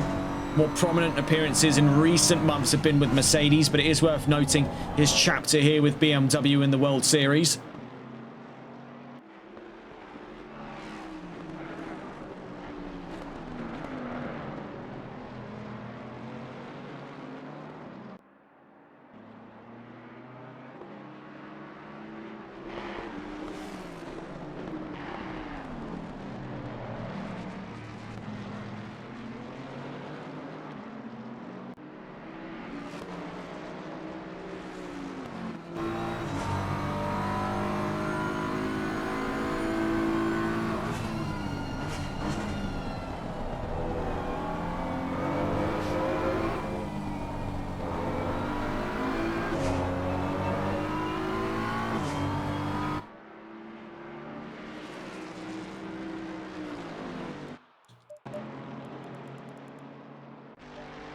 Worth pointing out here, we just noticed that on radar, so now looking at it in person, Stefan Nikolai closing by less than half a second now to Samuel Bell.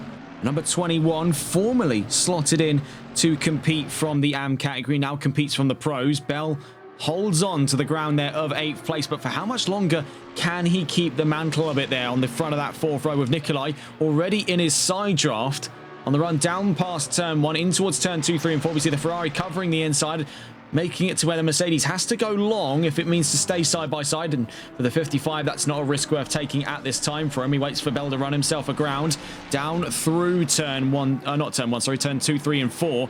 Now on the run in towards turn 5 and 6 at the Variante Villeneuve. He's chipping away there at the confidence of that number 21 Ferrari, waiting for his opportunity to pounce. And I have on good authority to assume that's not too long from now, because he is really starting to drag him in. Once he's got him in this slipstream, it is really a case of when, not if, we are to see that Mercedes try its luck and spin the wheel. JM Quito into the pit lane. Number 26, of course, we saw already having dealt with a drive-through penalty, now confirms the first of his 2 mandatory pit stops. So this could be seeing improvement for position by Donkin, Gonalons, Cheeseman, Martel, and also for Bayer, who has cleared the rest of the first of the pit lane runners by quite some distance here. He has really been on a mission since the race start. Natwick and Franke, just quickly an update on those two as we see them out through Ravazza. Neither of them as of yet looking for the pit lane. We'll provide any updates as and when we can get information regarding it. We do see here, though, an update on Belvi Nikolai. He did try his luck. We did see it a little bit there on the run in towards Ravatsa. He's got a much more aggressive run of turns 17 and 18. But with a little clip there over the curb, he has lost some of that momentum he's been carrying by the bucketful over the course of this lap.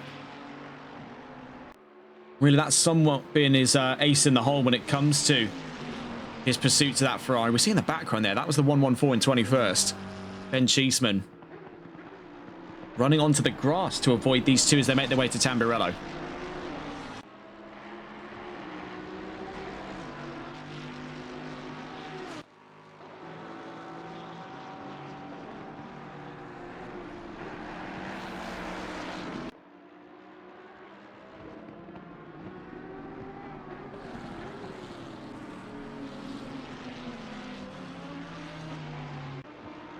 Seeing here with the better of two exits off of Tosa up through turn 8 as we crest the hill in towards turn 9, looking possibly for the inside there, but running out long later on at the brakes, the 21 with more confidence down through Piratella.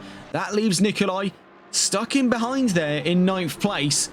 Also, just a quick update on some of the other fights as we make our way through the Aqua Minerale off of the fight there for 8th place. We see for Tanguy v Skeen, super close to one another as they round Ravatsa. And as for Natwick v Franca for 6th place, they're just on the run through to Ravatsa as we speak. And it's much the same story as we saw there for Skeen and Tanguy. We just catch on here with these two. Down through to Tamburello. The BMW firmly in the slipstream now. He's got line of sight on 2nd place, that being LeBay up in front of these two as it stands out through Tamburello. They go. Tanguy having to put on a royal defensive job here for the 119. His teammate at the Malwar Racing team. We'll see how much of a challenge he can put on one of the star drivers of the Euro Titans endurance team. Quick update there, Franca v Natwick. Porsche holds its ground, half a second clear of the Aston. Taking a look here, Belvi Nikolai down towards Tamburello. Bell commits to the inside just a little bit early there, so you can see he's starting to move a little bit more defensively to keep that Mercedes off of his trail.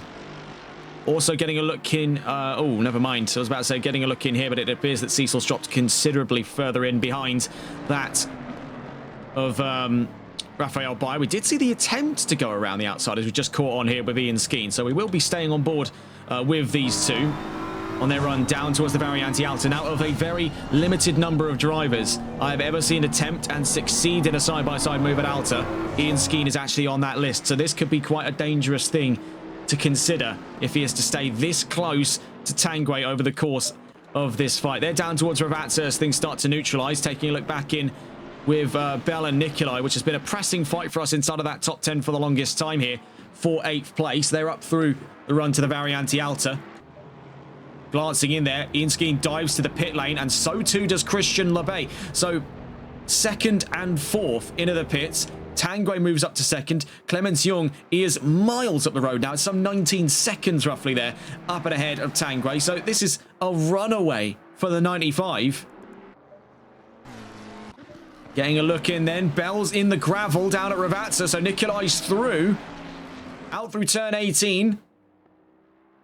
And as we round turn 19, neither of them yet considering options to the pit lane, so they will shift up a few positions under strategy right now.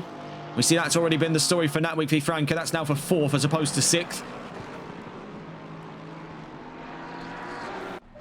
For Raphael Bayer, this is the gamble. This is what he's been waiting for. He's been trying to make some distance up on these guys for some time here, and as they clear off of their first mandatory pit stop, Bayer will have both of them for position as it appears. He rounds past the line here to lap 21 and is going to move up and ahead of both Skeen and LeBay. Now, they find themselves on level ground, so he could perfectly mimic their strategy and still be with them by the end of this race. So as far as Bayer sees it, he's done more than enough in this time, but now is the continued pursuit of what I believe he's gunning for, which is a podium. He had the pace to show that he could go for a podium today, but was not able to participate in qualifying.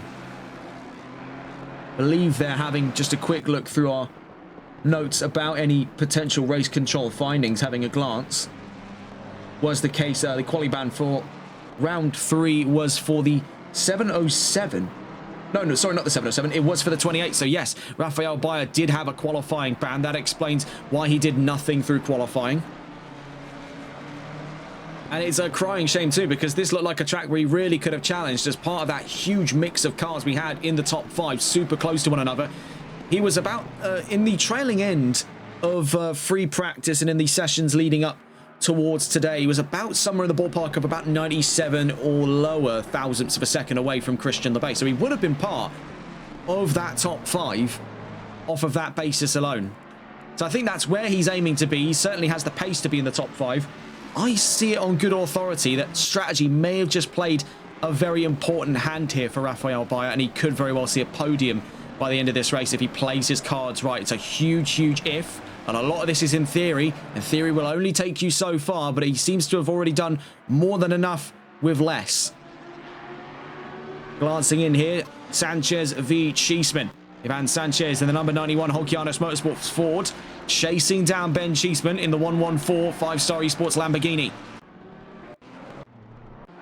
Glancing across to go and catch on board with the attacking Mustang here, on board with Ivan Sanchez.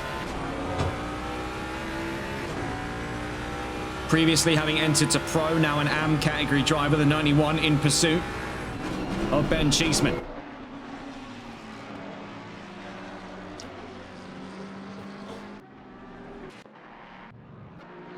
Into the pit lane comes Andrew Veldkamp. We see now, in the scope of things for Natwick v Franke, Natwick now up and ahead, Franke by 0.3 of a second behind as we round Ravazza. Question is, looking for the pit lane. Yes, both of them go then into the pits. Here on the first of their 2 mandatory stops, in go both Natwick and Franke. Also in the pits with them there, David Tanguay. Bear in mind, this comes up as somewhat of a reactionary for the pit stop before by Ian Skeen. Knowing how much the 696 was able to pressure him on track before these run of pit lanes, pit stops I should say, in the pit lane. This is something that the 30 is definitely considering. He needs to emerge ahead of that 696. Now, when you consider, it is, as far as we were informed, an open strategy. So that does leave drivers with a plenty open checklist here to come and do whatever it is that they please. We see it's a much shorter stop than what we've seen in previous iterations of it there for Tanguay. Question being... Actually, I think that's a bit more of a rhetorical question. I was about to say, question being, is that going to keep him up and ahead of Skeen? Simply put, answers yes. Taking a look there, he's on the way out of the pit lane just as Skeen makes his way around turn 19. So, yes, being the answer to that question. Clemens Young into the pit lane. So what an opening stint he's had there. Just kept his head down, foot to the floor, and he has just completely vanished from that front end. It was about 18, 19 seconds up the road there from Lebay in second before the 119 came into the pit lane. He's 28 seconds from right as he comes in now. The 54 is just coming down towards the line. Right will stay out. So it's going to move up into the lead there in the 54 Lexus. As for Stefan Nicolai, a driver who started second in this race, was taken out on the opening lap by the 119 down through to Tamburello. We'll see what the case is here for Nicolai. I believe possibly in on this lap, but no, as it appears, he's going to stay out. Another driver staying out long here, Timo de Tosto. And with good reason, he's had good pace so far. The Audi's shown some great sign over the course of this race. He's had to really carve his way through the field. Been in a fair few scraps so far. Holds out on this lap. Rafael Bayer, as it would appear then, is getting closer to Clemens Young. Young's on his way out. Bayer's on his way around Ravazza. Now on his way down through turn 19. He's actually getting very, very close here. You can hear, just in the distance, I could hear there, the sound of that 5.2 litre V10 approaching. There you can see him just in the foreground. Blurred out by the cameras, but that's Rafael Bayer. He started plumb last of the field. Right now, under strategy, is up at the front row. I mean, this is tactical masterclass we're seeing firsthand here by Rafael Bayer, the number 28, currently then in pursuit of Clemens Young.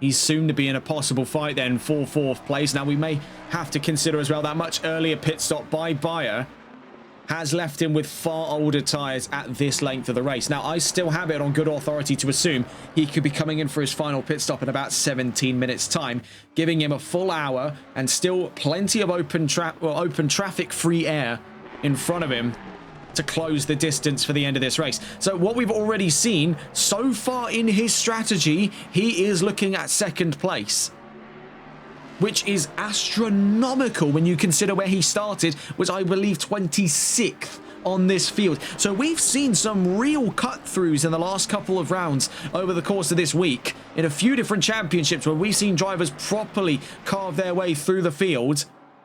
I believe we saw in, I want to say Zolder recently was something like along those lines. I'll have to come back to you on that one, but we have seen some really good comeback performances, but I don't think many of them can hold a candle to what we're seeing or what we are believing to see here from Rafael Bayer, because on paper, if he now follows exactly to the T the same strategy as Young, he will finish 2nd in this race. That marks a 24 position climb. That is ridiculous. Absolutely ridiculous. That qualifying ban has only just made things more interesting, I believe, for the 28. This was a challenge worth undertaking for him. The Lamborghini's only about a 1.5 seconds out on the soon-to-be returning to the lead 95 of Clemens Young. So this is really quite a curious little race we're seeing here.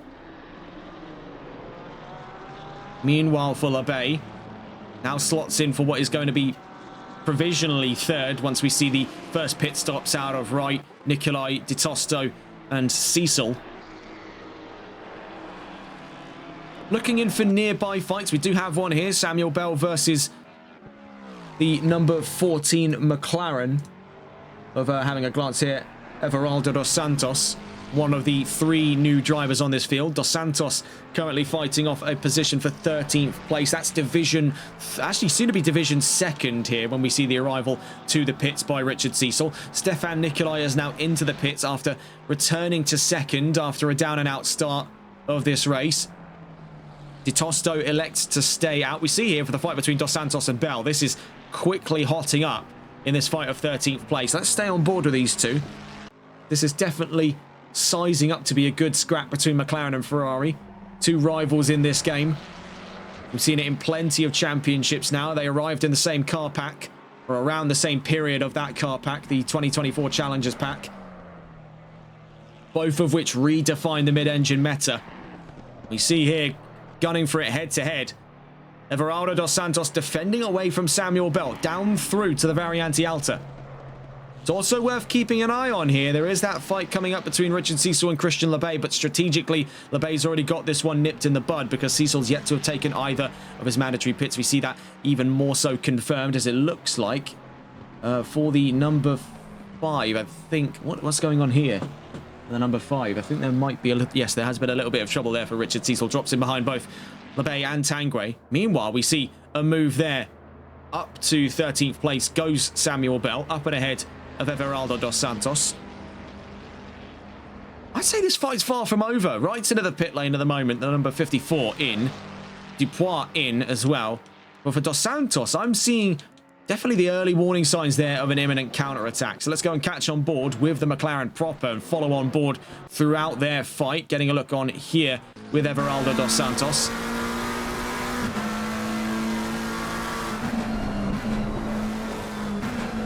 Part of the Tomcats Motorsport team has registered there.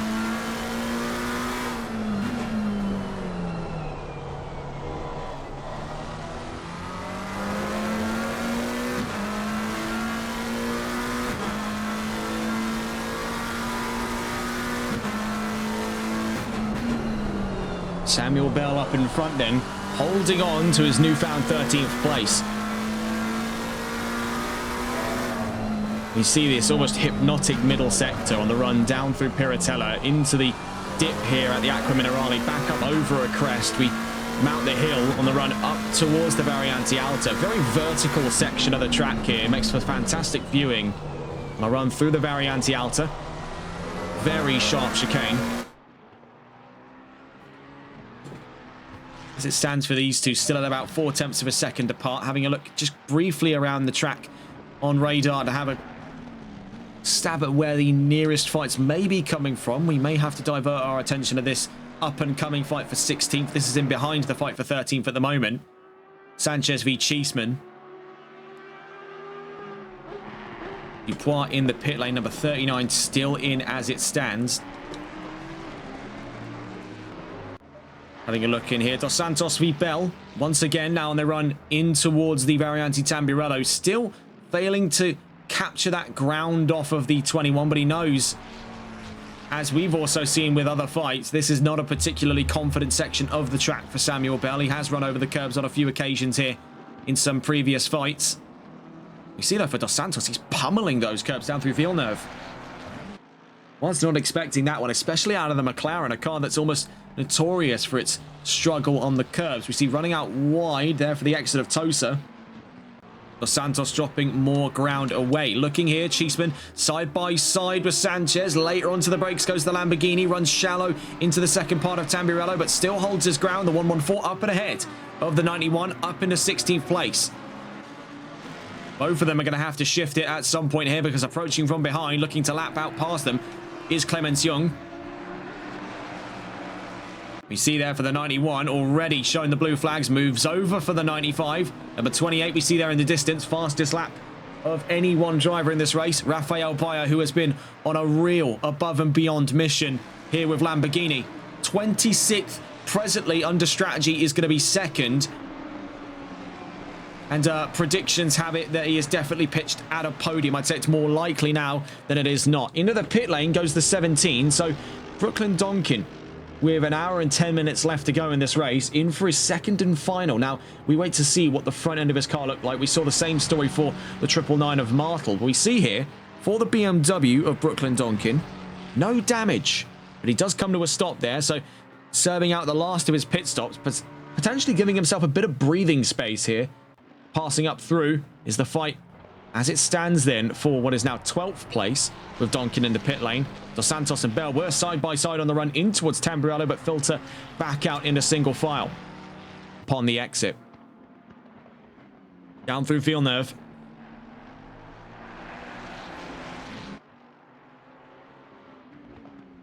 Again in towards Tosa. It's been a curious watch here between these two. For Dos Santos, it's their first ever race in this series, so their debut to both the World Series and also to our screens here, as this is the first occurrence we've ever seen Everaldo Dos Santos in the 14, and that's been the same story for the other new appearances to this grid, being Clemens Young in the 95 and Brent Natwick in the 954 Aston.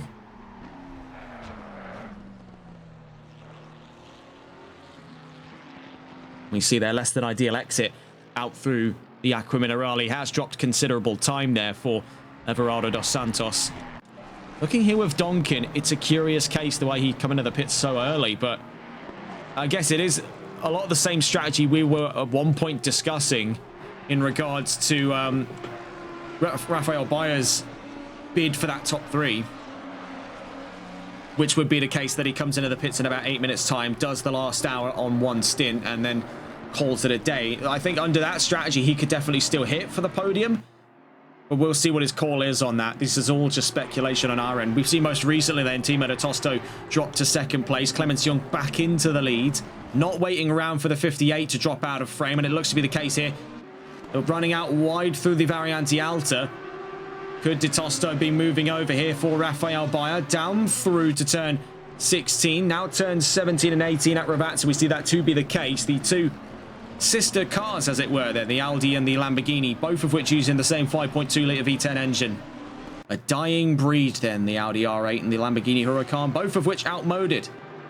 Audi discontinued manufacturer support of the R8 a few years ago. Lamborghini has just shuttered the doors on the Huracan project, now favouring the new Temerario, which made its debut at this year's Sebring 12-hour.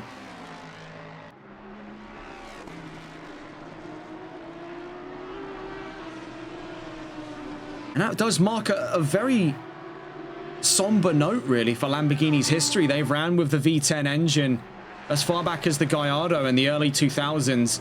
It was a real branch away from what was a line of V8s and V12s that dominated their lineup for many years.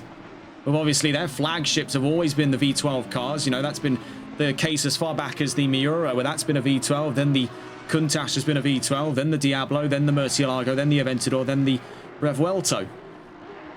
The Huracan, this sort of baby Lambo almost, as it were. The concept of it, as we know it, came about with the Gallardo, then was evolved on with the facelift Gallardo and the Superleggera model when we moved away from the 5-litre to the 5.2. That was the engine that sort of kept the torch lit and kept on that legacy all the way until, I think, just last year in 2025.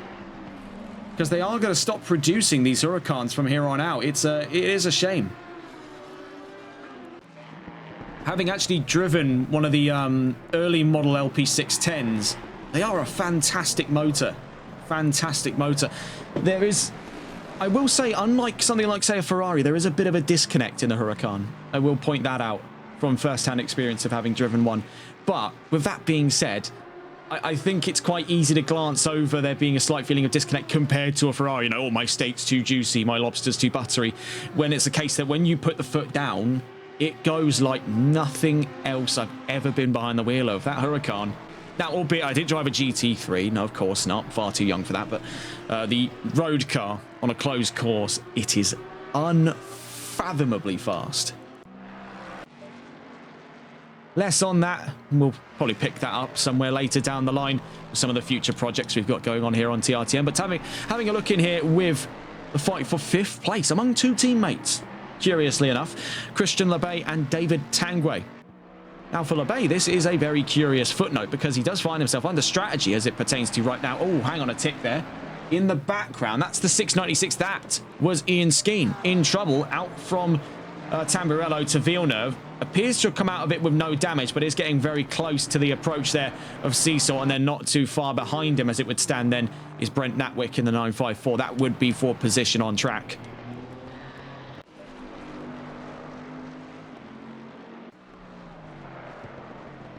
Now, under strategy, curiously enough here for Labay, he has now dropped to 4th place in behind right in what is technically 4th on track right now. Under strategy is 3rd because we're still waiting for the puzzle piece of the 58 to fall into place here. Still yet to have seen either of his mandatory pit stops. So for De Tosto, this is a curious one. Into the pits he goes. So there goes the 58, and that's going to set in motion our comprehensive understanding of the top 5 from here on out until the next run of pit stops, which could be as early as the next 4.5 minutes as per our own predictions. That pertains to the 28. I mean, I'm still on the fence here. Will he be going in the next 4 minutes, or will it be a case that he's going to hold out for a little while longer? It has already been a highly unorthodox approach to things here that's brought him from 26th to 2nd on the grid. One of the largest leaps from starting position to current position we've seen of any driver. That's a whole 24 positions. That might very well, I have to go back and look through this during the Easter break, but I'm definitely gonna have to go back and look. Is that perhaps an all-time record for any event we've covered here on TRTN? We'll have to find out. Having a look then still with Labay v Tanguay, still no real signs of imminent hostilities. These two have been working together like 2 peas in a pod. They are not looking to hinder one another's performance. They know that there is still a championship to win. It's still very early doors in this series. Only 3 rounds in, plenty of racing left to cover here in the World Series. Having a glance in here, Bell v Dos Santos once again. Now Bell on the advantage in the 21. We'll go and catch on board with these two, as this does look to be one of the closer fights on the field. Back on board with Everaldo Dos Santos, the number 14 McLaren on his debut drive. Still on for a very optimistic result as we get towards the halfway mark of this race. Things still looking up.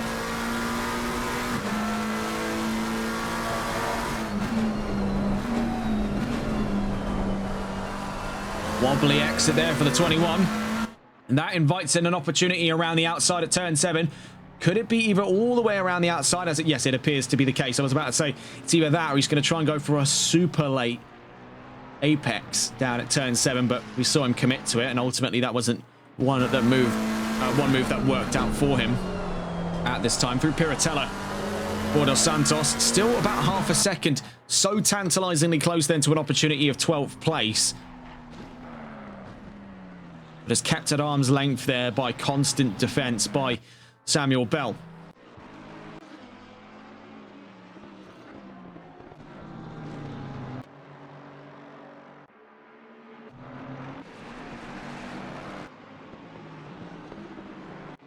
Glancing around the field then to see where other nearby fights may be coming from. We do see one here, but under strategy, it looks highly unlikely to continue much further than this. 1.1 seconds and growing between Brooklyn Donkin and JM Keto. Donkin having served his second and last pit stop, so has about an hour of racing still left to cover on this stint. A very curious case for the 17. We'll see if that pays off for him in the long run. That's the upside, really, of the open strategy system, is that we do have a lot of independent variables to bring into conversation when it comes to the overarching strategy of the day. Of course, when you have a fixed 25 to 30 second stop that entails both fuel and tires, or just refueling at a 25-second fixed stop, or, you know, whatever you have in there, if you have a much more rigid structure, you will find drivers teetering onto the side of convention. But what's great about this series is having it be that open-ended. As we see, as per our predictions, coming up on the hour mark. Now, we're a bit early by about a minute, but that would feasibly be the other way around had he stayed out for this lap coming. But into the pits goes Rafael Bayer for his second and last pit stop. So we were right that he would be coming in around the hour mark for his second and last. So he's going to have the full hour to himself. No more pit stops to serve. That shifts right up to second, LeBay to third, Tanguay to fourth, so on and so forth.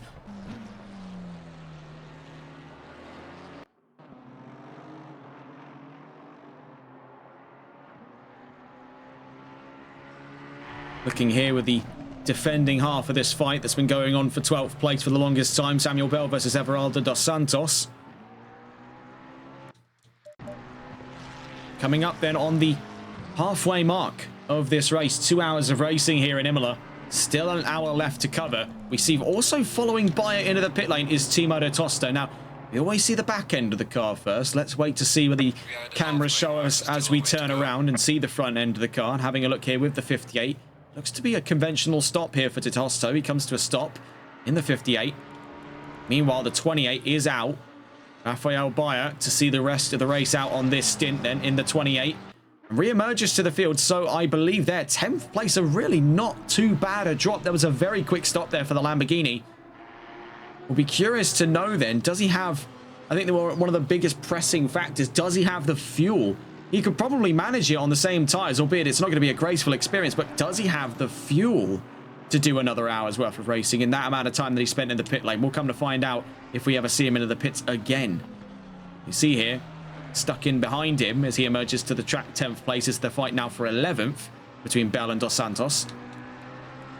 Also into the pit lane there, Matthias Gonalons in the number 198, 15th on the field and dropping as he comes in for his last stop. Close battle very far down the field here. Didier Potvin and Andrew Velkamp, BMW and Aston Martin. This is for 21st on the grid, down through to the Variante Alta. Also close fight to consider. Or I was about to say there would have been close fight to consider, but Cheeseman having blitzed up past Timo de Tosto. Richard Cecil now serving as first of two. So a very, very late strategy there for the number 5.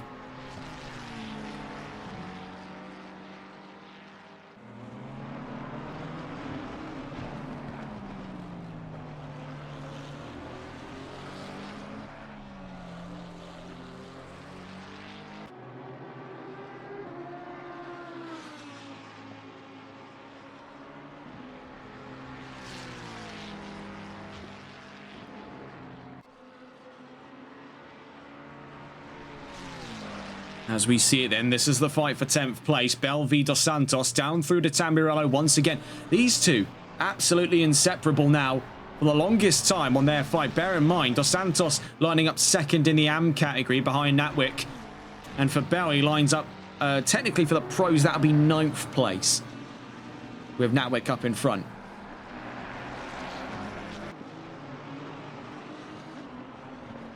So really, in the long run, no matter where they find themselves positioned, it's not going to affect them too greatly in the concept of their respective championships. This is all really just for the love of the game. And often that's where you get to see some of the highest quality for fights, is when you have two drivers that are only really giving each other a hard time for position simply because they want to. I think some of the... You look at some of the more extreme end of fights where you see, like, say, for example, championship fights. We've seen a plenty fair deal of those, especially over on the NLRL Sunday League, which will be going live with tomorrow evening at 6:30 p.m. BST, if I'm not mistaken now. That'll be definitely something we adjust to over the course of the next couple of weeks as we adjust to the new time frame. But when we go live for that, we saw back in Season 3 was a great deal of fighting for the championship, and I think it's where we often got to see things get quite ugly. In fact, the championship was decided off of a racing incident decision by Race Control because of how brazen things were getting amongst the championship rivals. We see there an attempted fake out by Bell, trying to throw Dos Santos off the trail here. A curious case, but the Ferrari backs out of it. We'll catch on with them a little later on. We see here the scope of things inside of the top three. Labey closing very, very quickly there onto right. So we'll go and catch on board with that Mustang. Getting a look in here with the point of view of the 119. On board with Labey, currently third on the grid. And as it stands, quickly into the conversation of that fight for second, with Wright just up in front of his nose there.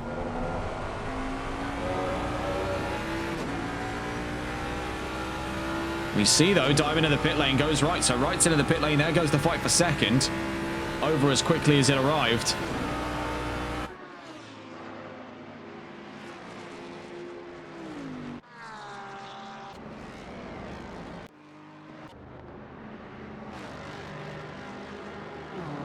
You see, here's JM Keto on his way out of the pit lane. The number 26 emerges 22nd on the field.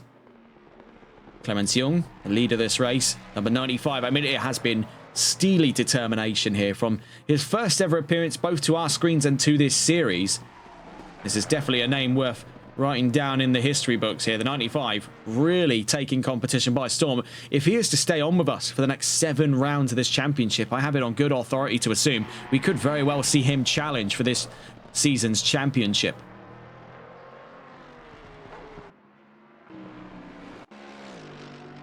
With Wright in the pit lane, we hear the sound, the distinct scream of that 5.2 litre.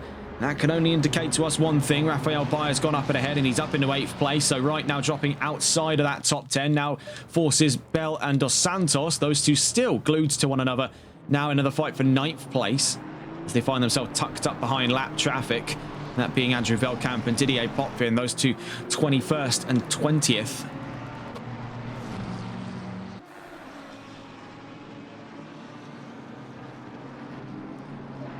Everaldo Dos Santos, he has kept things very, very cool here. He's not broke under pressure.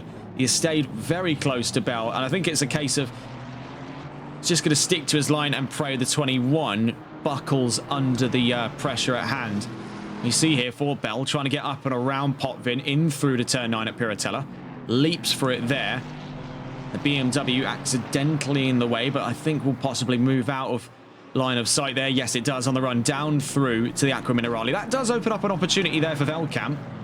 Try as he may, couldn't find any ground of it on the run in, but on the run out, different story. Now right up to the back end of Didier Potvin.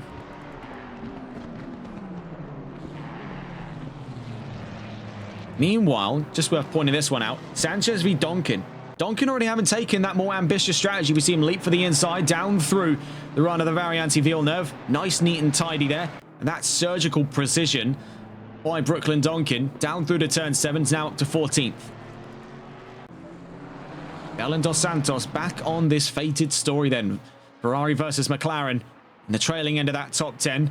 Division 2nd on debut. I mean, this is, I believe, possibly the first of its kind here. We're seeing 2 completely new drivers to the series have come through and won in a 1-2 formation in division. For the AMs, we see here for Brent Natwick in the 954 and Everaldo Dos Santos in Division 2nd. Both of which inside of the overall top 10. Also, across both categories, we are seeing the first of its kind of a multi-category championship event. we've seen two completely new names come through late into the championship, mind you, to take victories. Now, of course, we've still 52 minutes left to cover before the end of this race, so perhaps we are getting a little ahead of ourselves, one might think. Well, given how measured things have been so far for Clemens Young and for Brent Natwick in both Pro and Am, I really don't see that changing, that narrative that these two could very well be on for a race win today. I don't see that changing, because if it would have changed by now, is my assertion. In events like this, we see the bulk of those mistakes crop up in the opening 50 minutes. Only those real outliers tend to crop up, and it's a dangerous thing when you look at it, because it's either in the top 50% of the race or it's in the last 5% of the race. We see a lot of that. On penultimate laps is where we see drive-throughs aloof. We see another one here for Andrew Veldkamp, a drive-through, and as well as a drive-through for JM Keto. So maybe we got the maths all wrong. Maybe it's a case where the bulk of the issues come up in the second half, and that could prove to be trouble for Natwick and Young. But we'll see. 51 minutes left to go. You see a close gap at hand here amongst the two teammates of Tanguay and Lebay. Now, I still don't see it that there'll be a case where there is, you know, almost team orders in place here for the 30 to get up and around. If he is going to go for second place, he is going to need to fight his teammate for it. And historically speaking, in motorsports, fighting your teammate very rarely ever ends well.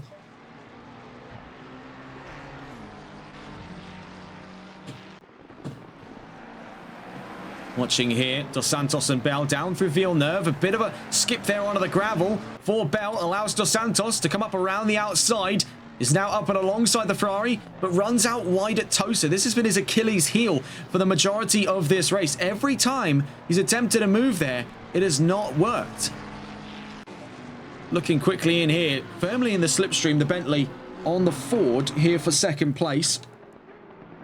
This is one we will be viewing intently as we also keep an eye on this fight for ninth place, Bell and Dos Santos. I mean, we want to know how this wraps up now. Surely we've been watching with these two long enough to know that we need to find some kind of conclusion to this fight. 50 minutes left to go.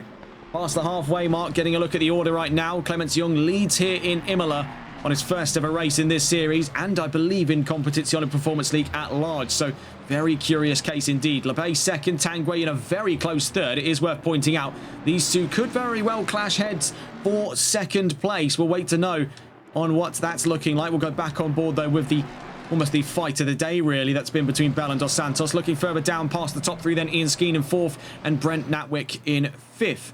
Then behind Jonas Franke in sixth with Stefan Nicolai in seventh, Rafael Bayer in eighth.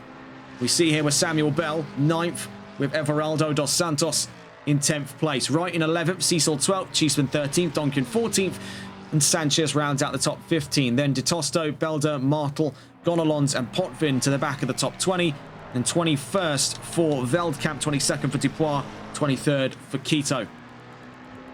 Worth pointing out, though, keep an eye on these drivers here highlighted with the green. So Bayer, Wright, Donkin, De Tosto, Gonalons, all of those drivers are set to shift positions under strategy before the end of this race.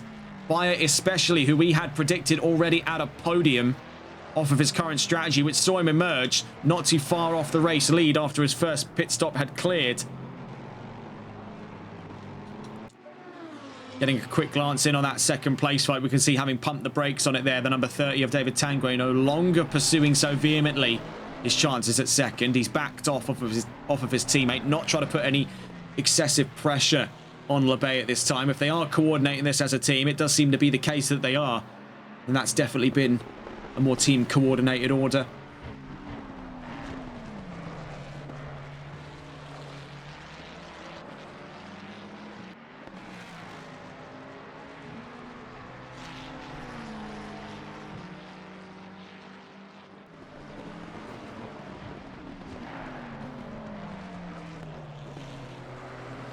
We see, though, for Dos Santos now running wide at Ravat, so that's going to open the gaps up between himself and Bell.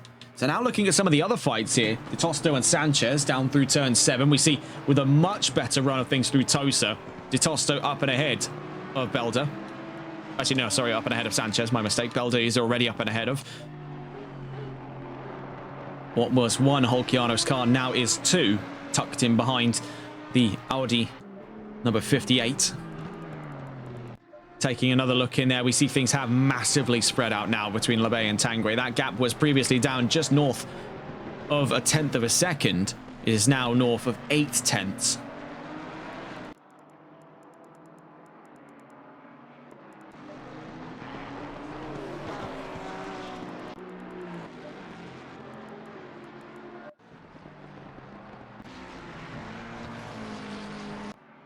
We'll leave you over the rear view here from Bell's point of view, as I do see in the background closing in on him is Dos Santos. We'll be back to you in just a moment's time.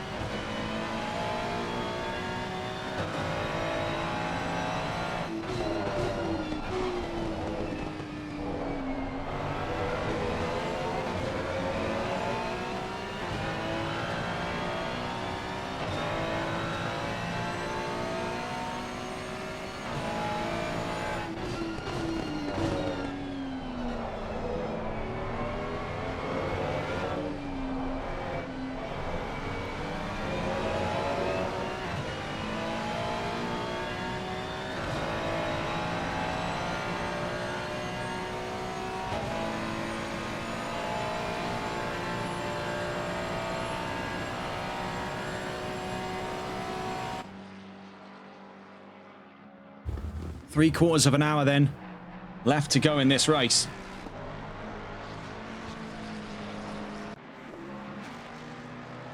We see for the majority of battles it is starting to sort of tire down just a little bit here. Majority of these fights now just being between lapped and unlapped cars on this grid.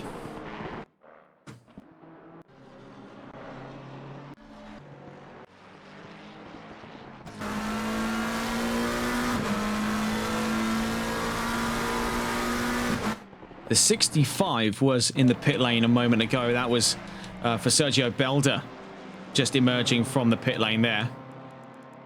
See, just emerging behind him there is Ian Skeen in 4th place on this grid, trying to usher him out of the way and quickly makes light work of that. As the number 26 moves, not sorry, 26, number 65 moves over. The number 26 would be JM Keto, his teammate. Wishful Winning saying, are you tiring down or still lots of energy? Whenever we go and take breaks like that, it's not for energy's sake. I just need to use the bathroom.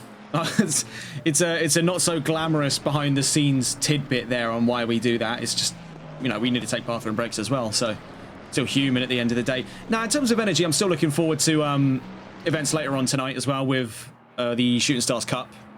It's just been a bit of a long day because we had obviously the event planned to start at around 8 this morning, so we've been up since about 6:30. So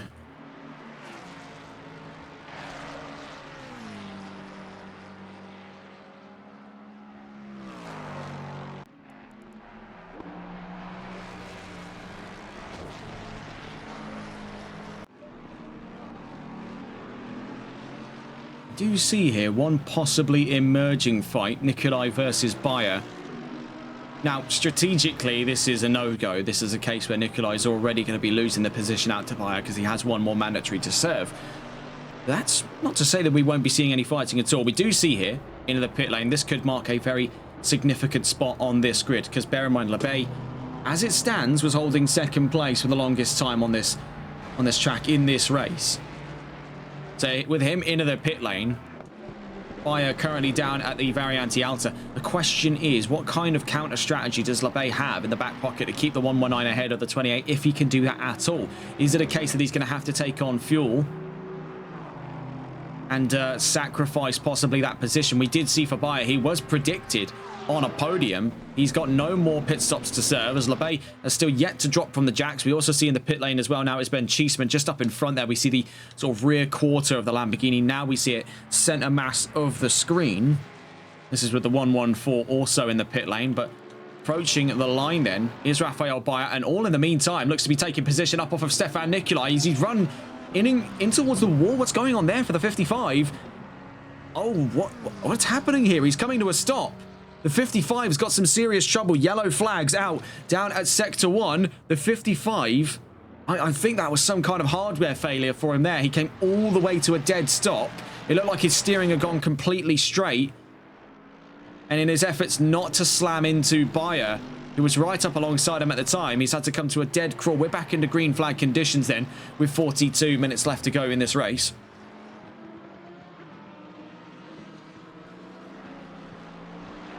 A very confusing turn of events there for Stefan Nikolai, because that drops him right onto the nose now, as it would stand there for Bell. It's also worth pointing out in the time since that Dos Santos has dropped considerable ground away from Samuel Bell. We also have yellow flags out for the 616. That's Andrew Veldkamp, just off the exit of the Aqua Minerale. We see here with the Aston Martin, he's got back up and running, so that's now clear. Looking at it here then for Bayer, he's got strategy over both Wright and LeBay, so LeBay will have to fight tooth and nail to return to the podium, because Wright, as it would stand, is going to be looking at a possible podium finish. Bear in mind now, you've got multiple drivers invested in this fight to be on the podium, because strategy, with an open strategy point of view of things here, a lot of them have now been in counter to that 28. Because that 28 threatens a lot of their positions inside of that top 10, of course, having himself started from 26th on the field. Franke in. So for Wright and LeBay, that's a free position. There's not a lot for those two to worry about at this time.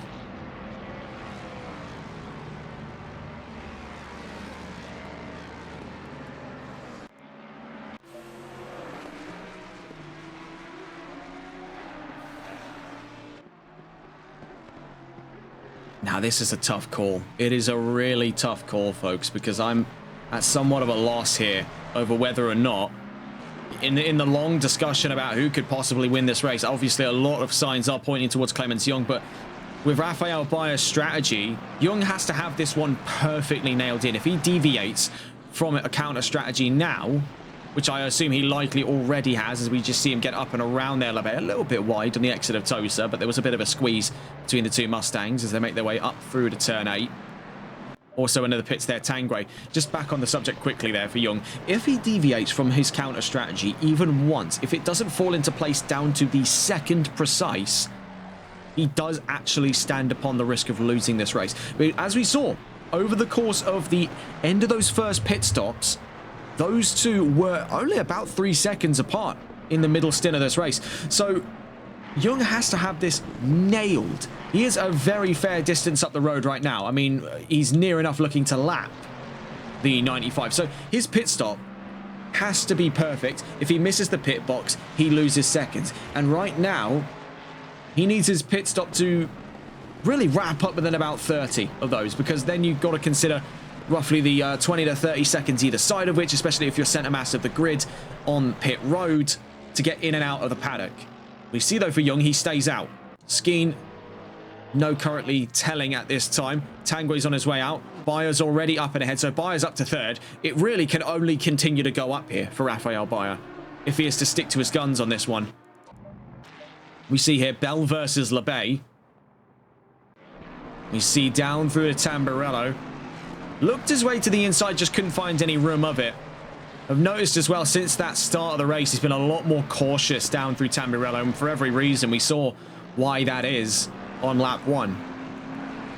So a lot more fighting here as we see two worlds collide strategically. You see Bell wants no part of the action there with the 119, knows that it's really not serving to benefit him, keeping the 119 behind him. It's only going to wear his car out, and he's got his own battles to fight. Skeen is in. So Ian Skeen's into the pit lane here in the 696 as the 28 exits the Variante Alta. So is this a possible move to second place then for Rafael Bayer?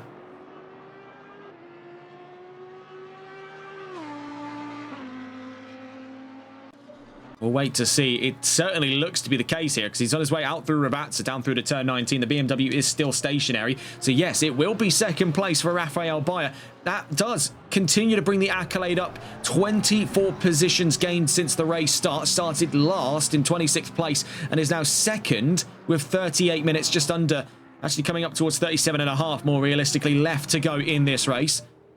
Stefan Nikolai on his way through turn 1 is going to go up and ahead of Ian Scheme, but bear in mind the 55 also has to serve his last pit stop. Bell is in, so we saw was already the early warning signs of that down at Tosa when he just moved over. He didn't really want much fight with LeBay, knowing that this was his in-lap. There's not really a lot that he needs to challenge. His primary objective is to stay ahead of Everaldo dos Santos, because those two were thick as thieves for the majority of this race. They were fighting all throughout the top 10. I think that is still the current goal here for Bell. Cecil's going to stay out and move up to 9th. Franca to 10th as it would stand. Bear in mind, though, with a few more puzzle pieces left in there, it's not totally out of the realm of possibility for him to possibly see a top 10 by the end of this race. But for Bell, we'll wait and see what the chances of that look like. Looking here for Tanguay v Wright as a newly emerging fight here. 3rd place up for grabs. You see actually tucked in behind them. And this really goes volumes here to speak about distance generated by that race lead. That behind them is Clemens Young, the 95 leading this race. And up in front of him is the cars in 5th and 4th. I mean, that is bonkers. Absolutely bonkers.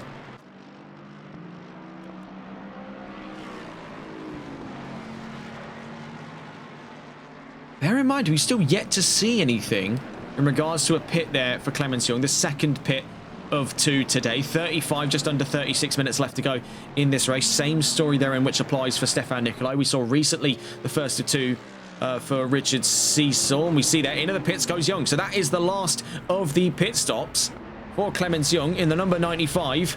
What has been an exemplary race for him so far. Now begins the great question of, will he emerge ahead of Rafael Bayer? Well, it's certainly begun now in terms of its pursuit out through Tosa. So he's got half the track, actually 3/4 of the track, more realistically, to conquer before he's even within a shot of the 95. And that widely depends on what the 95 is planning to do. He could be stopped in there for upwards to 20 to 30 seconds to take on new tyres and more fuel. But you got to consider, with a pit stop this late, he's fueling for less. He only needs about 35 minutes worth of fuel. So looking in the long run, break that down into laps, we're looking in the ballpark of, well, I don't know, say what? We've got about 80, 90, maybe 20 laps roughly there. He drops off the jacks. So I don't see it likely. As the 95 drops off his jacks, he's rolling down pit road. Now, bear in mind, he's got a long run of things here. And I don't know, this is a tough one to call because the 28's down at Ravazza. You can see the distance starting to close in, but he's just crawling down to that line as the 28 is rounding turn 19. The gap's going to be close, but I think it's just going to be the 95. So we see emerging in the background then goes the 95. Now from the point of view of the 28, that gap has come down quite a fair distance. As we see there, rolling down through the Tambirello, there's the 95, and in the background, that is the 28. We'll see what that is exactly saying gap-wise, but trying to get a look on board here. That's about 2.7 seconds. So again, as we predicted before, that's roughly where we estimated they'd be divided by after this pit stop by Young. So this is remarkably close. But again, as we saw in that last run of it, he got very close at one point, but then the 95 started to pull away, and it's going to be the same story here. 95, newer tyres. Once those bed in, it is curtains here for the 28, unless he can really lodge a proper fight. It's now or never, really. He's got to close the gap within the next lap and a half. And how does one do so? 2.3 seconds to make up in that time. Lord only knows. Taking a look here, there's a close fight between 2 Fords, Martel and Belder. For 18th place, they're on their way through turn 19. 33 minutes left to go here in Imola. You see here with Clemens Young down to Ravazza, just having got up and ahead of Timo de Tosto. Down through to Ravazza we go. Turn 17 and 18 up in front is Andrew Veldkamp in the 616. You can still see in the background there Rafael Bayer. Now, even if he doesn't come on to win a race today, that is still above and beyond what he's been able to do. I think that's gone to prove quite a fair point here. If he had not been given that quali ban, this would have very likely ended differently between Young and Bayer. I'd say we'd be on pretty good grounds to assume those two would be clashing heads throughout the race today.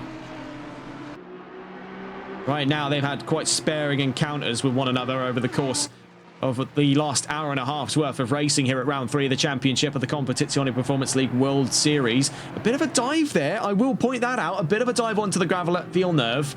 Not enough to tip the scales, but it is starting to wilt down that gap. Still about 2 seconds there with De Tosto in company, just up in front of Rafael Bayer.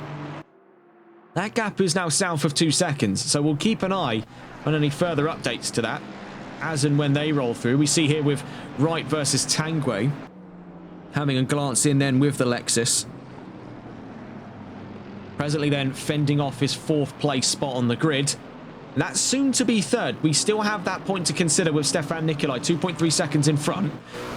Still yet to have come in. So Wright is gunning for a podium, looking very quickly there at the inside on Potvin. I don't think he was expecting the BMW to get down on the anchors like that at Piratella. That has started to squeeze the gap in between himself and David Tanguay. So there is a lot to consider on the line here. This is soon to be a fight for the last of those podium positions between the 30 and the 54. Two very capable cars, elder machines of the V8 era. Bentley and Lexus. And two machines, I will point out, in the last couple of years here for the ACC Meta have started to creep their way back in an era that's been led by dominance from Ford and BMW. It is quite a delight then to still see very capable performances for drivers in the Lexus and the Bentley. We've also seen a bit of a creep in the last couple of months, more recently with Nissan, but that's still kind of a work in progress thing. A few drivers daring to take risks with that. We've seen events won outright by Nissans in the past. Namely was the RC UK Interleague at Silverstone. That was won by Cas van Veltzen with Nissan, competing for VSR Endurance. There's one such example. Also, a myriad of events over Season 3 of the HCCL Multi-Class Championship was won with a Nissan, that being Mr. Scallops, retaining his championship mantle, 2-time champ now in that series.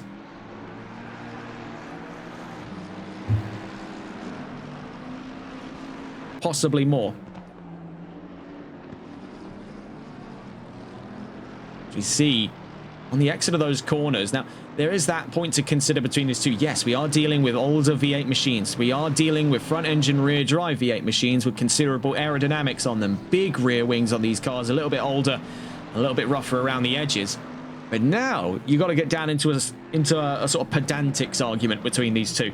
You've got two proper thoroughbred V8 engines, but one of them, namely the Bentleys, is a twin-turbo unit. So what does that mean? More torque for the run uphill. So in areas like this, and as we saw out of Tosa, he's got more to give than the Lexus. The Lexus, it's no slouch, but you're going to notice that night and day difference when it comes to the amount of torque it can deliver on the run uphill. That twin-turbo system is going to be aiding Bentley on a track as vertical as this. So do keep an eye for that noticeable difference in performance. Now, of course, it still is solely dependent on the driver. They need to get a good exit of that corner to have any kind of advantage, but the engine is helping by a considerable amount.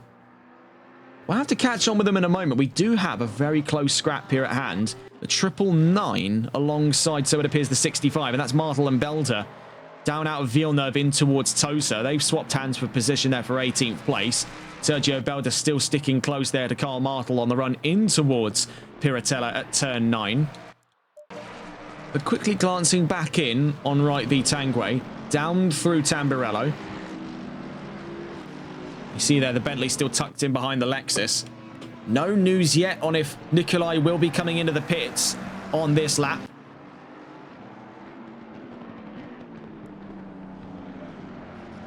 We're weighing in with one of the closest gaps on track at the moment. Back in with the fight amongst these. Having a look here if we can actually get on with them properly. Here with Wright. A bit of a kerfuffle getting on board with him, but nonetheless found on board with the 54, nonetheless on board with Wright. Now technically fighting for third. You see, only about half a second up the road from him there is the Mercedes of Stefan Nikolai. And this is now effectively a three-way fight for third place, soon to be two, as of course still yet to have greeted the pits for the last time is the number 55 in front, the black AMG of Stefan Nikolai. That's 3 V8s now as we find the introduction of the Mercedes 6.3 litre unit. Largest of the three. 5.4 litre on the number 54 you see here. That's a Lexus V8 engine. Then behind them, 4 litre twin turbo engine. Into the pits then goes Stefan Nicolai. So that keeps things at the fight of third place. Now looking on from the point of view of Wright in the defending side of this fight. Heading down through turn 1 on the run down towards Tamburello. Gonalon's in front there in the number 198 McLaren. Descending upon him like a fast rate of knots there in the 54. Wright and Tanguay, the stampede, as it were, between these two absolute juggernauts in the top 5. Down through to Villeneuve.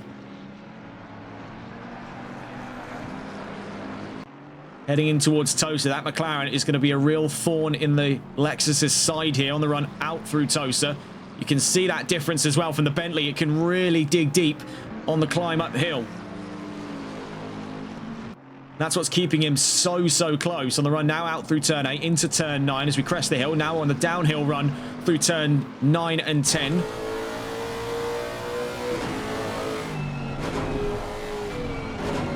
Turns 11, 12 and 13. That 198 has got to get clear of it soon. I believe there is where he chooses his opportunity. Gonalon's out of the way. And in the time as well, we've also seen a considerable boost there in the gap between Tanguay and Wright. Oh my goodness, Tanguay very nearly into the wall. As we see there, big step out from the rear end of David Tanguay as he now drops 2.2 seconds from Wright. So looking on with some of the other fights on field then, as we take a look around to see what's what. We also see here for Stefan Nicolai still emerges inside of the top 10, actually now interceding the fight of the lead. I do believe, yes, there is yellow flags, and it's for Richard Cecil and two other drivers, actually, the 114, and so it appears Didier Potvin in the 35. Going to look on board here in the aftermath of that incident. We see here for Cecil and for Potvin, damage for Richard Cecil. JM Quito in the pit lane at the moment from 23rd. I believe that is somewhat of a soft DNF we could be seeing there. Bear in mind, we have dropped from the start of this race currently the tally of 3 cars. We started with 26 machines on the field and now down to only 23 left. That could be less by the end of this race. 25 minutes left to go here in Imola.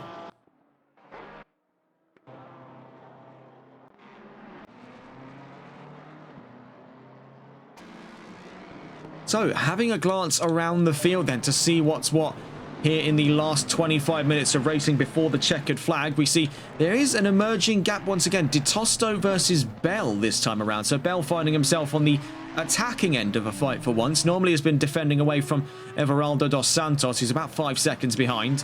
More on that in a moment. Taking a look with these two as we recount the field so far. Clements Young leads the charge ahead of Rafael Bayer on a triumphant return to the podium there in the number 28. He's up in second with Wright third, Tanguay fourth, and Lebay to round out the top 5. Skeen only 2.5 seconds away. The possibility for these three as well, taking a look there, key area of interest between 4th to 6th for a possible fight in amongst the top 5 by the end of this race is likely. Skeen's 6th, and we see leading the AMS, Brent Natwick with Aston Martin in 7th.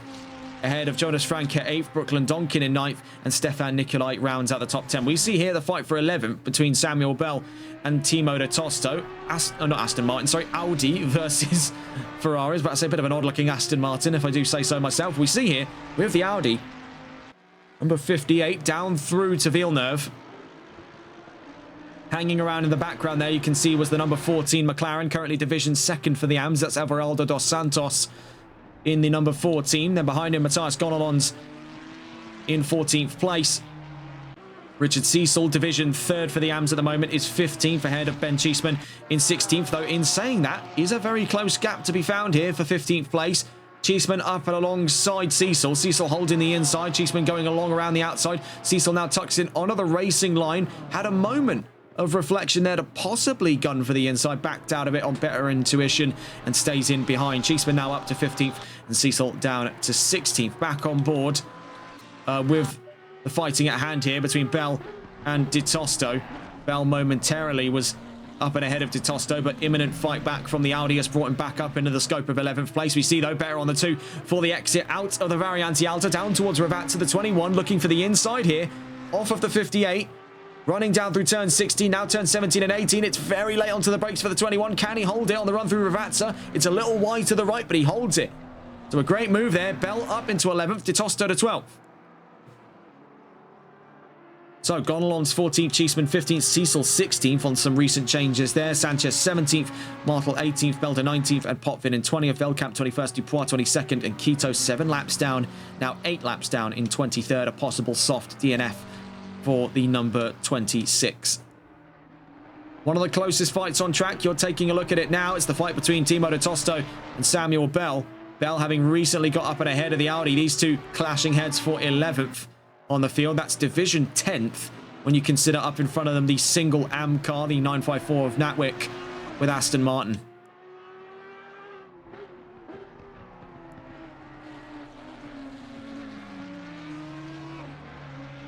In terms of possible emerging fights, there was the consideration of a possible counter-attack here for Tanguay against Wright for 3rd place, but that's starting to fizzle out as the Lexus continues to hold about a second and a half up over the number 30 at this time. So getting a glance in then with the Audi, let's go to catch on board with Timo de Tosto. Presently then, we're taking a look on with the fight for 11th place. Bell up in front by half a second as we make our way down to the Variante Alta.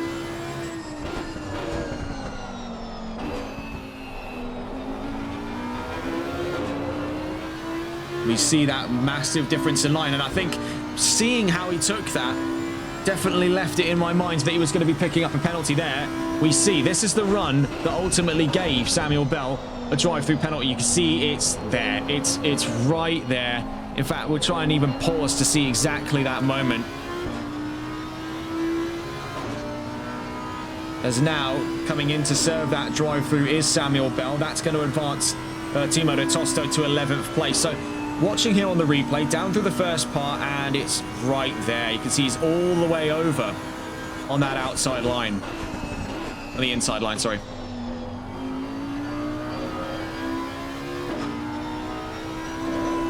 So that fight for 11th is well and truly over. And it does advance De Tosto to 11th. It advances Dos Santos now to 12th as well, but it's been a real down and out turn of things for Bell. I think we saw, though, it was one of those things where you watch as it happens in slow motion. That was irreversible past that point for the 21. The 21 is back out on track, so fair play to him. He is going to try and see the checkered flag here. Just under 20 minutes left to go here in Imola. Picking back up where we left off on fights inside of the top 5. We are seeing one emerge here. LeBay versus Skeen for 5th place. Now, this is a curious one indeed. We saw Ian Skeen had a real spring in his step in the early parts of today's race. And now as we hit the trailing end on differing strategies to the 119, he is really putting on a solid push now to a top 5 finish in the 696 BMW. We'll stay on board with the leading of 2 cars here, on board with Christian LeBay in what is now definitely forming up to be the fight of 5th place. Ford versus BMW, 2 very fast manufacturers, so no one group here has primary advantage in straight line speed. Both the BMW and the Ford have a registered top end, as we've recorded on various occasions here on Assetto Corsa Competizione. Now, not adhering to manufacturer specification, but from what we've been able to capture, their fastest top end is 175 miles an hour, and that's equal between the pair of them. In fact, hang on a tick. Oh, wonderful. We actually do have the data for that, and here it is. This was data recorded out of Monza. This is what gave us our comprehensive understanding. For the longest time, it was 175 miles an hour between the pair. This is actually an outdated one that shows 174 for the BMW. But again, that's in Monza. So when you consider that's super low aero build. We have seen estimates since show 175. So that's, I think that is, having a glance here. Yes, that is the outdated one. So hopefully on our next visit to the Autodromo Nazionale di Monza, we'll have a bit more data to hand on that one. But yes, we do know for the fact here that Ford and BMW are near enough at level pegging here when it comes to straight line speed. So, as mentioned before, neither of these two hold that advantage. It's going to be in the maneuverability department, and then that's when you're going to have to start taking a much closer look at the BMW. The Ford, as we've seen here in the hands of the 119, is no pushover. Not by a long shot, but the BMW definitely has a lot to give in the corners. As I say that, I mean, that's horrific timing. Ian Skeen running out wide down to the Aqua Minerale. And that brings me on to my next point, stability concerns. The Ford has got that hand over fist compared to the BMW. So it swings and roundabouts really when it comes to these two here over who has that advantage. By positioning on track, Labé holds the cards here. Ball's in his court and it's time to play, but we'll see what he does choose to do here with 17 minutes on the line. In terms of Labé's results, this is a bit of an outlier for this round of the championship. His lowest result coming into today was, having a look here, was only second place, of which he got 3 times in a row in Silverstone. So this is a bit of a far cry of where he expected to find himself here at round 3. He's definitely got his work cut out for him if he means to take a championship here in the World Series. Bear in mind with Labé, he's been a multiple-time champion over multiple series here on the Competizione Performance League. Of the ones that we've been able to cover, he's been champion in Season 1 and 2 of the GT4 Pro-Am Cup, as well as a champion in, I believe, having a look through, it was the Triple Crown Enduro, if I'm not mistaken, as well. I have a glance through that, but he's also been champion in the Jaguar GT3 Revival, which we also covered here on TRTN. So it's got quite the trophy cabinet here in this series. So this is definitely going to be a much harder push for another fine addition to that collection.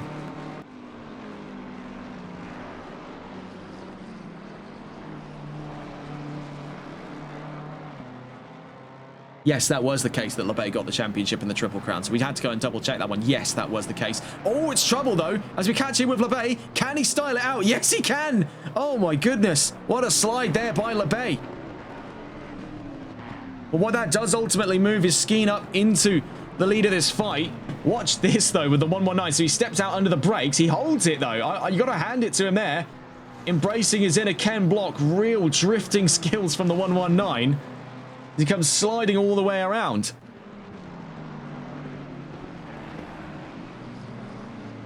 However, in that fight for fifth, he now finds himself on the flip side, as the 696 now parks up in front, 0.7 of a second up the road as we exit Ravazza. This is not where he wanted to find himself fighting from, with 15 minutes still left to go in this race. We're in the ballpark of about some 7 or so laps before the race is out. This is a troublesome moment here for Labé. We'll catch on with him in a moment's time, taking a look around the field. This is Clemens Young leading that charge in the 95. I mean, this has been just surgically precise. He's not really put a foot wrong over the course of this race. But then again, neither has Rafael Bayer. Pace-wise, though, this is, you know, all the eggs are in his basket here. The 95 is now some 10 seconds up the road from the Lamborghini in second place. The chances therein for the 28 now to see a race win are starting to slim down lap on lap. It's not a case of really when we'll see these two fight, it's if.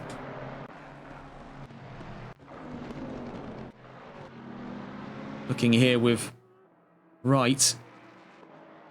Still holding his ground up over Tanguay as they get out past Di Tosto on the run in towards the Variante Alta.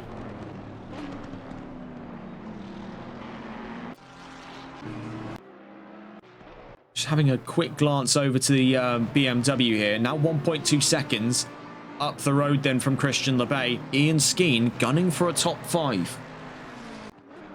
Now when you consider for Skeen, looking in the championship charts so far, having a look for the World Series. This, I believe... Oh, hang on. I was about to say... Okay, that's a much more accurate portrayal. So this is his second round in. What we're seeing here from Ian Skeen, finished 6th in Paul Ricard. So came into things, you know, swinging. It was a pretty solid run of things. Now is looking for his first top 5 of the season. I have it on good authority we could be seeing a Skeen podium by the end of the season. I mean, taking a look through the calendar once again, we've still plenty of road to cover. And the next 2 rounds definitely do open up plenty of opportunities for more race wins from a few different drivers, Skeen being among them, Watkins Glen and the Red Bull Ring, the Circuit de Spa-Francorchamps, also on radar for that on April 18th. Many such things to consider at this time. But I think those most rife opportunities for race wins are going to be coming out of the 3X40s. We saw 3 back-to-back wins for Zalan Such. with Lexus at the start of the season at Silverstone. We've still 2 of those rounds left to sort of compete on for the rest of this season, Barcelona and the Hungaroring. So I'll keep an ear to the ground on those as and when they arrive. Meanwhile, up in front, get a gander over here with the Bentley versus the Lexus. On board here with Tanguay. Now firmly in the mix there for the fight of third place. Parked on the rear bumper of right. On our way down through to Ravazza. Down through turn 16 here. Now to turn 17 and 18. 12 minutes left to go then in this race. And for these drivers, every single minute is passing like an hour for them, as things are now incredibly tense for so many positions on this grid.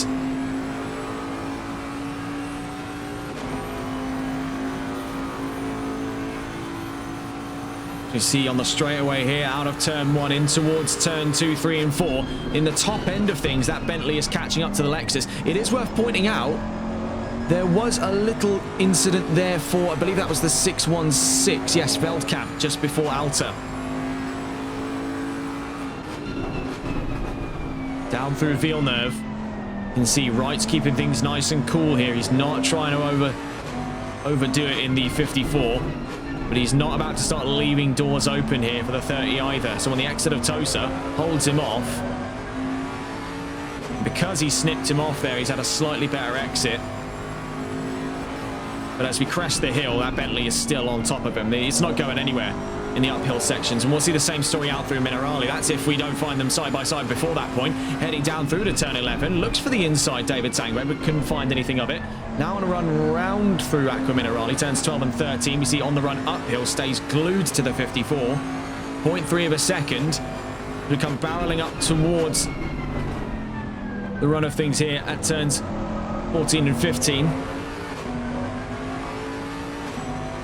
Actually, I believe this to be, yes, turns 14 and 15. So down through now to turn 16. Now turn 17 and 18 at Ravazza. Up in front, we see Christophe Dupois, the fellow Lexus in the 39. Meanwhile, an update on the fight for Skeen Vila Bay. That's somewhere in the ballpark of about, looking at it there, looks like 2.8 seconds actually, not 3. So it's still above that 2-second margin right now. We see in the last lap, Wright was faster by some 0.05 of a second up over Tanguay. These two razor thin for margins here. 10 minutes left to go in Imola.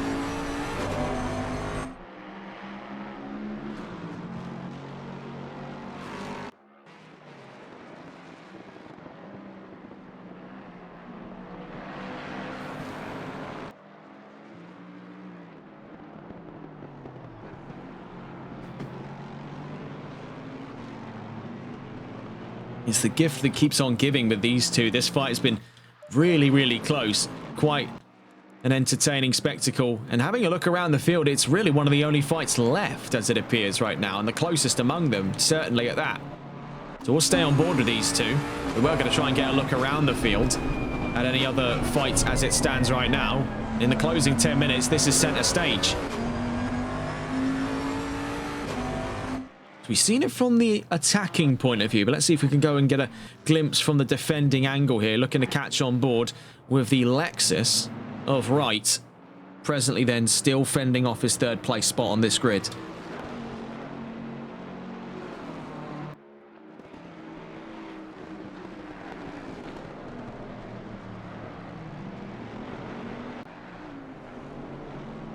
I believe there was a momentary yellow flag. Maybe I'm seeing things there. It looked like something had gone wrong for the 954. I don't believe that is the case, though, for Natwick. We see, though, for Wright, looking over the rear wing of that Lexus, the Bentley getting closer and closer and closer. Into sector 1 we go, then through Tamburello. Turns 2, 3 and 4. Tucked in behind, you can see Ian Skeen now very clearly in line of sight. 2.5 seconds and closing. We could find a third party involved here in the fight for the last of the podium positions. Out through Villeneuve, you can see the intensity starting to set in on the Bentley here of David Tanguay as he continues to fight with Wright for third place.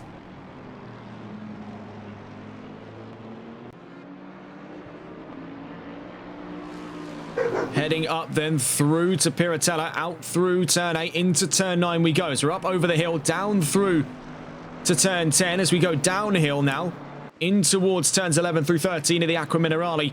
Glued to one another here, the two V8s.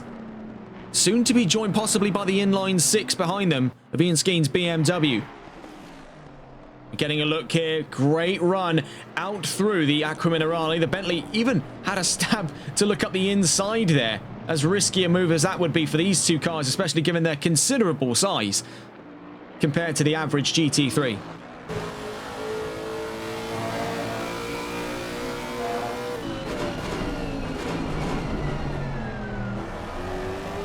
So close to contact between the pair. These two towing the line closer than it's ever been before here for the podium fight. Here in round 3 of the championship, Wright holds his ground all the way to the right-hand side of the track. Hugging there, the inside line, trying to keep the inside line clear and away. We'll see him possibly drift over there to the left-hand side. Yes, that is the case on the run now, down through turn 1, into turn 2, 3 and 4. As he continues to stave off an advance from David Tanguay. 0.2 of a second between these two. They down through Tamburello. Owing to a more aggressive line through there, Tanguay is closing ground, but he can't find striking distance just yet. He'll have to wait until after Villeneuve for his best possible chance down towards Tosa. Down through turn 5, now turn 6. Leap up over the curbs for the pair of them. The 54s onto the gravel, so the number 30 moves up to 3rd. David Tanguay up to 3rd place as we hit Tosa. A tiny, tiny little grab there on the gravel was what it took to push Wright down to 4th. Bear in mind, Ian Skeen right with them there to make 3's company on this fight for 3rd. Could be 2's company soon for the fight of 4th between Wright and Skeen. 6 minutes left to go in this race. Looking on now with David Tanguay as he leads this 3-car pack down through the Aqua Minerale here on lap 65.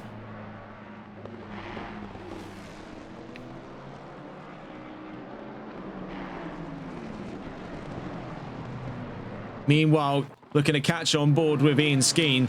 There's a very curious angle of this all now. He finds himself staring up the back end of a possible 3rd place spot. 4th just in front of him. You can see there, 3rd place down through turn 16. 5 minutes left to go.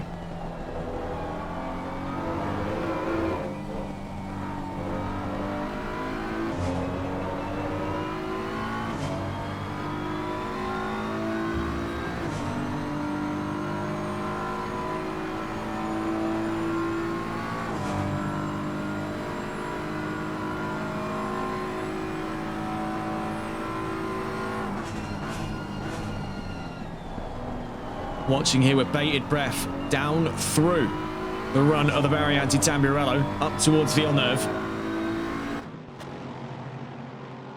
This could make for a very, very thin margin to the end of this race. Skeen does not show any signs of slowing down. The BMW has got a lot of grab here up over the Lexus and over the Bentley, so he has got ground to make the move. And much like the same conundrum we've seen before, in naturally aspirated versus turbo, this is also a twin turbo engine, so you'll have plenty of aid up through the hill climb here on the run through to Piratella, now on the run downhill. And then we'll be back on the hill climb here on the exit of the Aqua Minerale. We see still glued to the back end of the 54. 4 minutes left to go. We are approaching among the final number of laps in this race here at round 3 of the World Series by Competizione Performance League. We see trouble there for that. That's Didier Potvin having to move over to allow these guys on through. I don't think there would have been a scenario where he'd survived that run through Alta without doing what he did. Certainly would not want to try and stand in the way of these 3, given the heat of the fight they're in at the moment. Down through Ravazza then.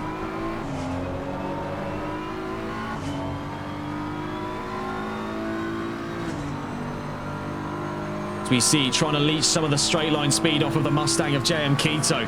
Right, throwing the kitchen sink here at Ian Skeen to keep him down in 5th place. He needs 4th by any means necessary. On the run down through to Tamburello. A little touch of grass there for Skeen, nearly forces him all the way asunder. We saw the BMW start to almost pivot in there down at turn 2. Meanwhile, Tanguay has broken away into 3rd place. He does look to secure things there for Bentley. It is now really that scope of 4th between Wright and Skeen on who comes out on top. The same area where he lost out 3rd place very nearly ended up the same fate in this fight for fourth. It's contact there between the pair. They do bump on the run through turn 7, but they stay in position, so nothing yet lost between the pair.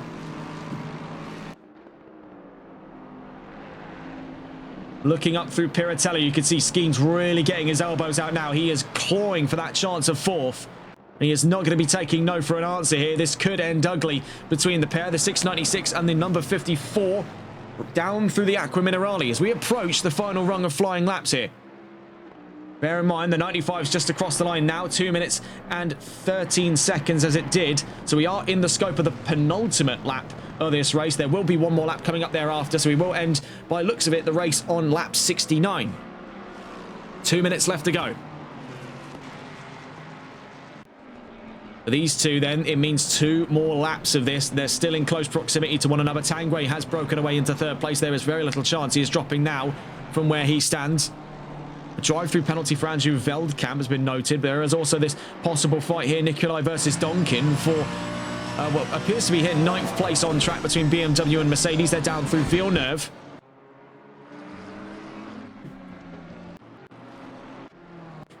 Going to catch on board with some of the Mustangs up and around the field here. We see with Clemens Young, the number 95, who's been leading by a landslide in this race. Only has one more lap after this one before the end of this race, and he enters the history books here in the World Series for a win in Imola, and a win on debut, I should point out.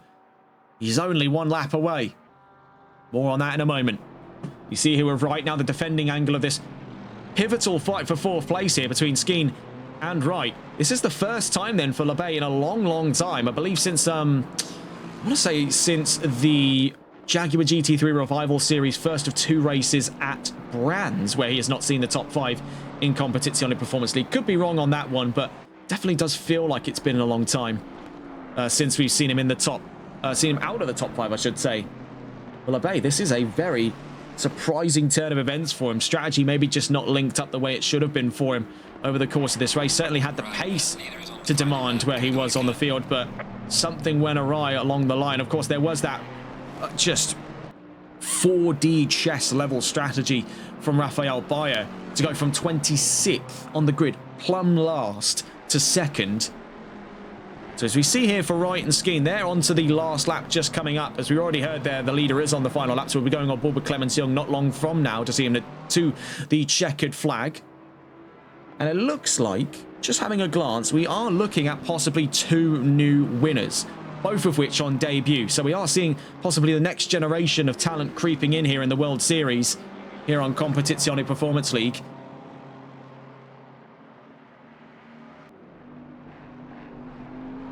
They're on to the final lap here, on with Wright versus Skeen. This is the fight as it stands then for 4th place. Lexus versus BMW. Out through Villeneuve, you can really see that Skeen is throwing absolutely everything he can now into this performance. It's now or never for the 696. And looking for it up the inside, it was a bit brash by him there, but he did go for it. It's contact again at Tosa, and Skeen goes through. Wright falls in behind, but he's furious with how that's unfolded for him. We'll catch on with them in a little time here as we see down towards Ravazza. Not long then from the line after what has been, bar none, a perfect run of Imola today for the number 95. Clemens Young rounds Ravazza for the last time here in round 3 of the championship. Down to the line on debuts. The checkered flag drops, is a race winner here in Imola. A fantastic performance, second to none for Clemens Young. A fantastic drive for the 95. Not long to the line then. Easy driver of the day. And I say this with conviction for Rafael Bayer. 26th to 2nd. You couldn't keep him down if you tried. That Lamborghini was on a different mission to the rest of this grid today, and I have never seen anything like it. Heading to the line then, David Tanguay. For 3rd place, a triumphant podium there for the Bentley. Across the line he goes, and as we see it to the line there, Skeen stays up and ahead, but it could be a post-race investigation there for that incident down at Tosa. You can see that Wright is not happy at all with how that unfolded. LeBay to 6th, and we see approaching the line here on the topic of new race winners to debut, Brent Natwick with Aston Martin wins in the AM category here in round 3 of the championship. A brilliant drive, impeccable form for the 954 across the line, your AM category winner. A brilliant performance all round then from our newcomers to the field. Speaking of as well, taking a look here for a first appearance to the AM category and to our screens here. Everaldo dos Santos, second in division in the AMs, so a completely new front row for the AM category. Richard Cecil finishes third in division. We'll get a full run of the results in a moment's time, but what a performance from the newcomers here. The 954, the 14 and the 95, two of which dominant in class, the other on a podium for that class respectively. We see there the final result roll in and getting a look at it there. Clemens Young wins in Imola on debut. Rafael Bayer from 26th to 2nd. David Tanguay to 3rd. Ian Skeen 4th. Wright 5th. LeBay 6th. Natwick wins in AM. Currently 7th overall. Franca 8th. Donkin 9th. Nikolai 10th. De Tosto in 11th. Dos Santos division 2nd but 12th overall. Gonalons 13th. Cheeseman 14th. Bell 15th. Cecil in 3rd in division, 16th overall. Then from the rest of the field, Sanchez 17th, Martel 18th, Belder 19th, Potvin 20th, 32nd penalty for Veldkamp, 21st on the field, and Dupois in 22nd. DNFs then from Quito, Fisher, Pereira, Harker, and as it appeared there, a DNS for Daniel Durga and Stephen Black. A very controversial end in the fight there between Wright and Skeen. Very frayed emotions from the 54 and the 696. Not particularly pleased with one another. That's going to be a lengthy investigation post-race. But your two class winners then for this race, Clemens Young in the pros and Brent Natwick in the AMs. You can see them end to end there, the Ford and the Aston. Your two winners here in Imola. A brilliant performance from the newcomers to this grid. And that's one for the history books, folks. That was a brilliant, brilliant drive from the pair, and I do thoroughly look forward to seeing what these two can do. Better late than never, I suppose. 3 rounds into this 10-round championship, and I am thoroughly impressed with what these two have done thus far.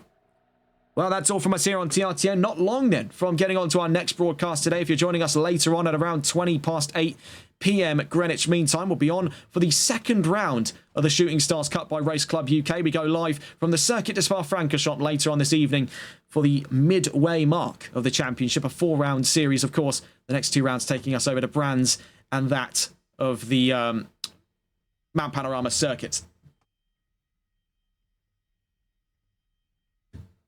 What a drive from those two. That's all from us here on TRTN. Have a wonderful rest of your day. Take care. Good day.